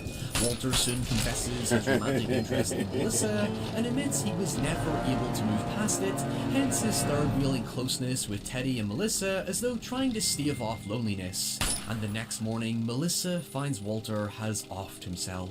In the vein of Lovecraft, the point seems to be that these characters die when they stop following the road, or metaphorically speaking, when they fall back into their old ways or weaknesses. Melissa is then unceremoniously murdered by Daryl, who's been hiding in some random cave this entire time, only for him to be then hunted down by Liv, who succumbs to the poisonous berries. That leaves us with Teddy, the only character to truly follow the trail to the end. Does that make him the strongest? Not necessarily, but his last communication with the already dead Melissa sees him ask her to go home with Walter and move on without him, as though he's able to break away So I got from the his old location. life. Emerald City, here we come, and where does it lead us? Back to the very same vintage movie theater from the beginning. While most likely still in some sort of dimension, Teddy encounters the owner of the theater who was mentioned by Liv at the beginning, suggesting he is the wizard deity they've always been seeking. Perhaps he is the gatekeeper of escapism from the miserable world the town and Teddy look to get away from. In fact, when Teddy first obtains the documents, I believe the mysterious receptionist he speaks to is actually the same guy, particularly when he tells Teddy to enjoy the show, as though his fate has been determined this entire time. The owner tells Teddy the others have already arrived at their individual destinations, and now it's time for Teddy to come sit inside the purgatory of the movie theater, benumbed by the lights and sounds of the screen, and forget about reality. We get a glimpse of the spirits of the townsfolk surrounding Teddy, but what Teddy sees on the screen isn't sanctuary, but rather a hell within itself, as Melissa's corpse is hung like Aaron's, declaring to a screaming, terrified Teddy that this is their home now. It's jarringly out of nowhere, but it insinuates some end-of-the-world type prophecy, which is even foreshadowed when Teddy first meets Liv in the same theater where she's watching a movie about said end of the world. It actually kind of ends like in The Mouth of Madness, where, assuming Teddy emerges like the sole survivor in 1940, the impression it leaves is that Teddy is now insane and knowing the end of the world is near, and something does in fact watch over us. But, like in the vein of most Lovecraftian narratives, our existence is powerless to do anything about it.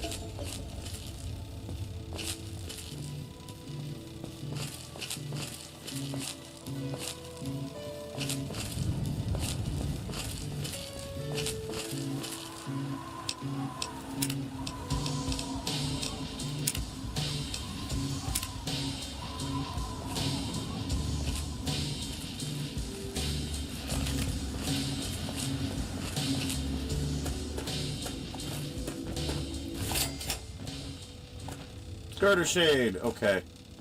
Okay, I remember this.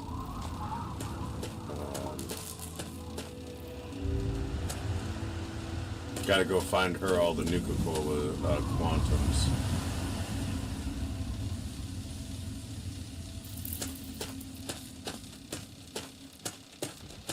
Let's go see Miss Petrova. I think this, yeah, Sierra Petrovita. We see her again in Fallout 4, and this is Mr. Ronald, whatever his name is.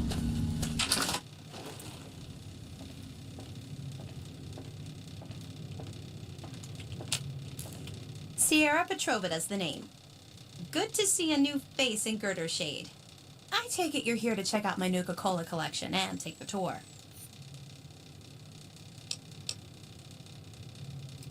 I have one of the best Nuka-Cola collection in the Capital Wasteland. Heck, I've won the Nuka-Cola Fan Club Collection Award for the last 10 years in a row.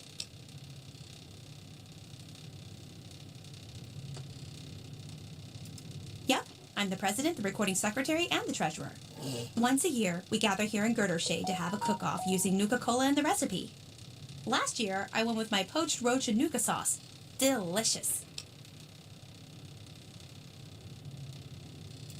Well, only 2 right now, me and Ronald. But membership is open to the public. You can join if you like. Baby. Ronald? Oh, I'm sorry. I figured you met him already. He usually chats with people who enter Girder Shade. He's my neighbor and my protector, as he calls it. Imagine if some nasty raider wanted to take my stuff. He'd show them a thing or two. He's such a sweetie. You should talk to him. Come on, go up there. Go up there. Go up there.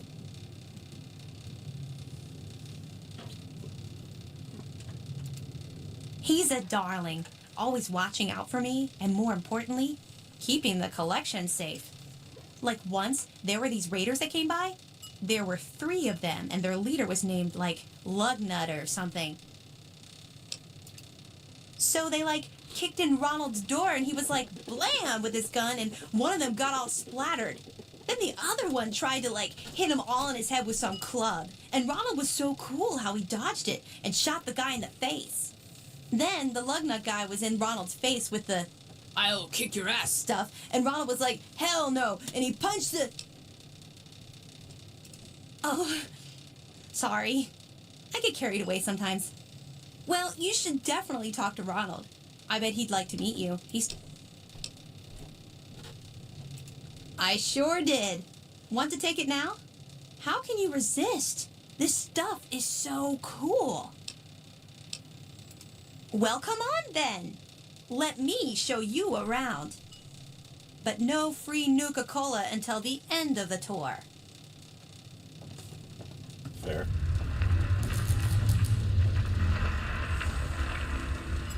When Nuka-Cola was invented by John Caleb Braverton in 2044, it quickly became the world's most popular soft drink.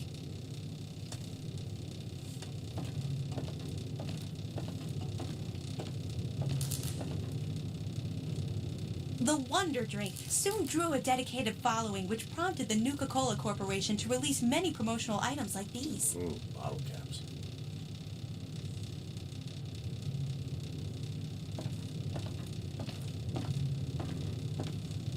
I didn't even see these here last time.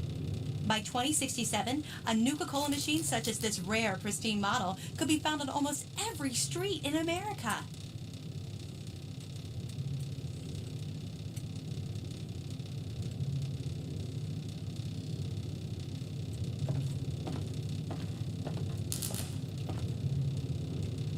Even in today's crazy world, Nuka-Cola is still the #1 choice of refreshment among Armageddon survivors.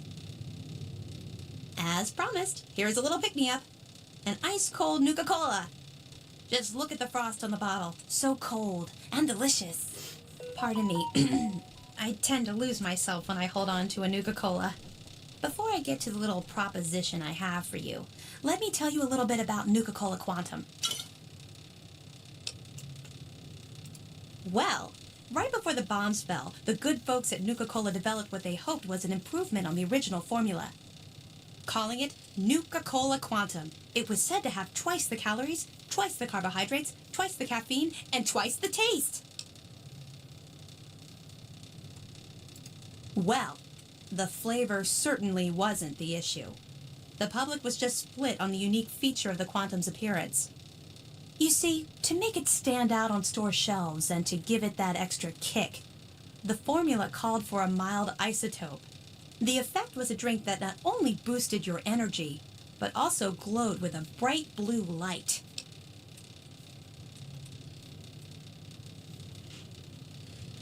I'll be right back. I got food. 1 second.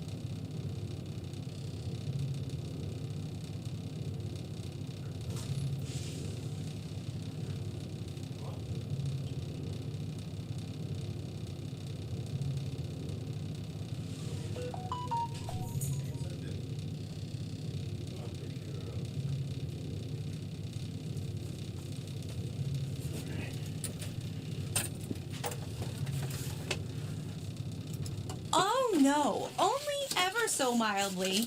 No ill effects were ever recorded. Well, it does have the unique property of making your pee glow.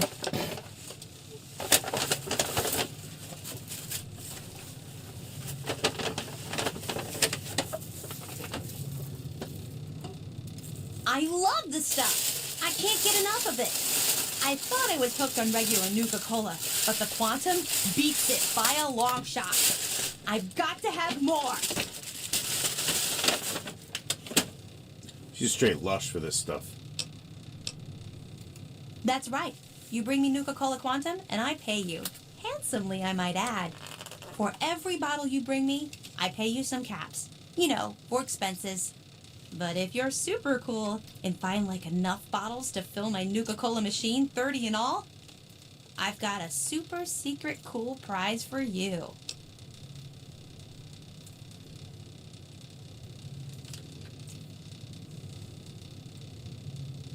Oh, okay. I have a schematic for the Nuka grenade. The only one in the whole capital wasteland. Bring me the bottles, and it's yours. Imagine the look on the target's face when they are burning alive in an effervescent explosion of cola and fruit flavors. So, what do you say? Will you bring me the bottles? Yeah, I gotcha. Oh, goody! I can taste the Quantum already. Good luck to you, sweetie.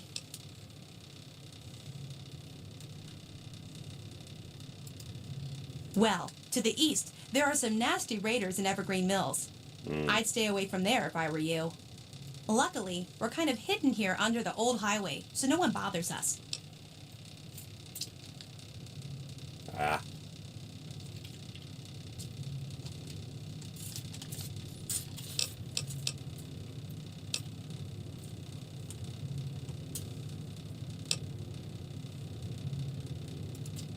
Yay! I knew I could count on you.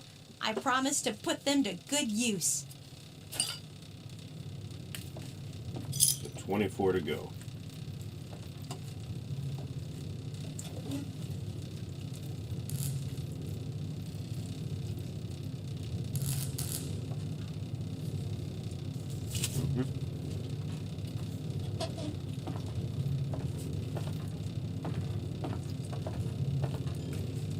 Hey, anything I can do to help, just ask.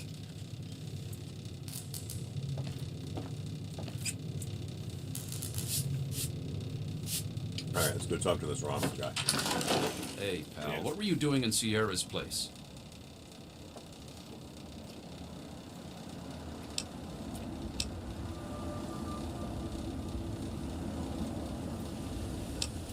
Because I'm making sure that no one messes with her. She's my girl, you know. You think that, but I don't think so, bro.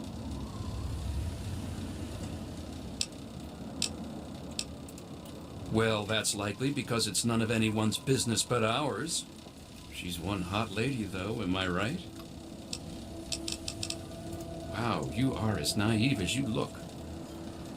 How do I put it? I'd love to do the horizontal bop with her, you know, plow her bean field. Come on, kid.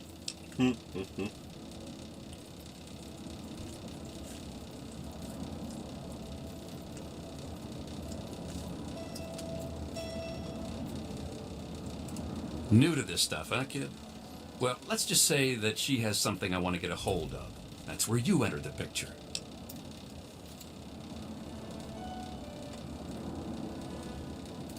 I know she's asked you to find her some Nuka-Cola Quantum. Heck, she asks everyone that wanders through here. What I'm proposing is you still look for the drinks, but instead of bringing it to her, you bring it to me. She'll be so impressed that I got all the Nuka-Cola for her, she'll melt in my arms like butter. I pay you the same she was going to pay, and everyone's happy.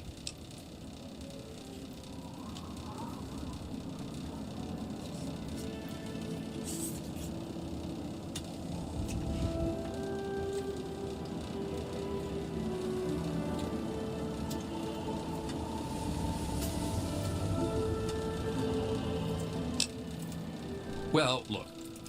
Oh, and I wouldn't bother running back to Sierra and warning her. She may be a hottie.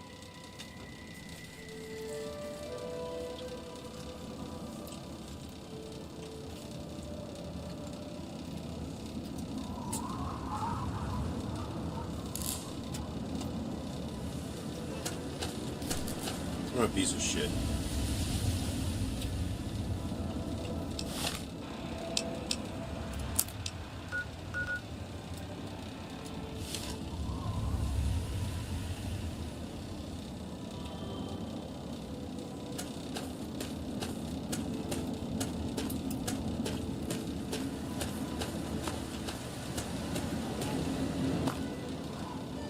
So we're still heading that way.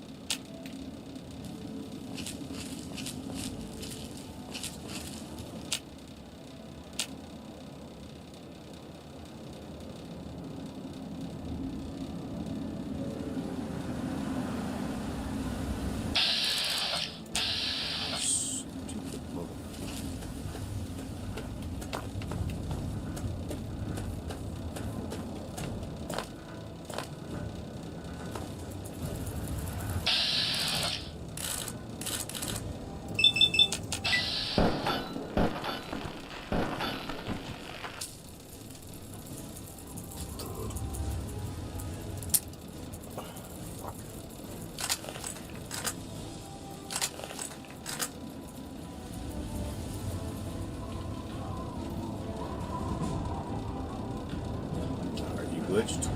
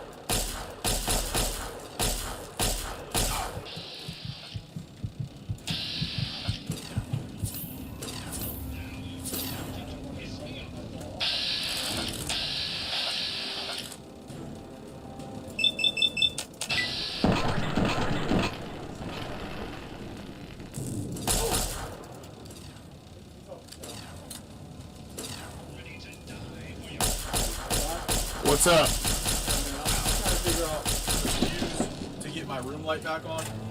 My room light went out, and I don't want to screw with the fuses because I don't want to cut you off. Yeah, I don't want to accidentally hit the wrong fuse, man. I don't know if you know what. Yeah, I tried all. I tried this one. I don't listen to it.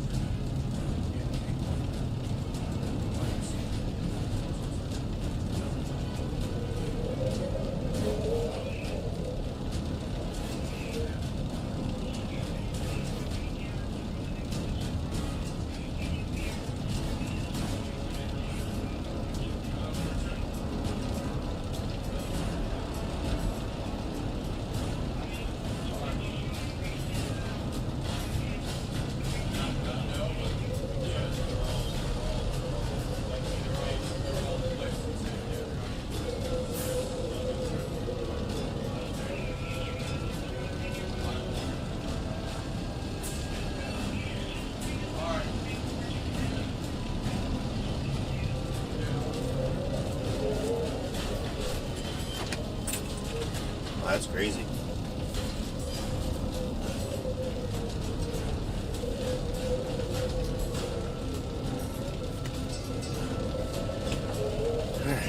Let's see.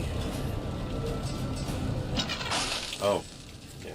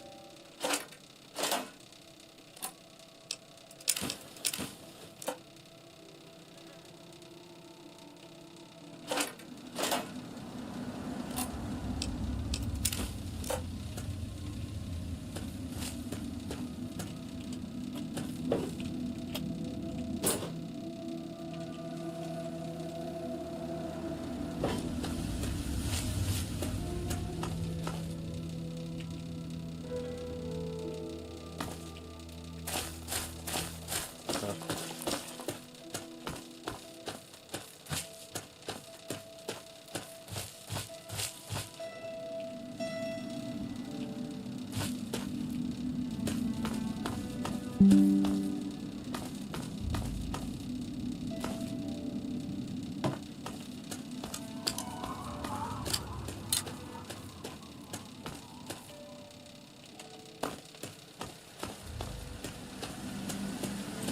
think there's a vault under here.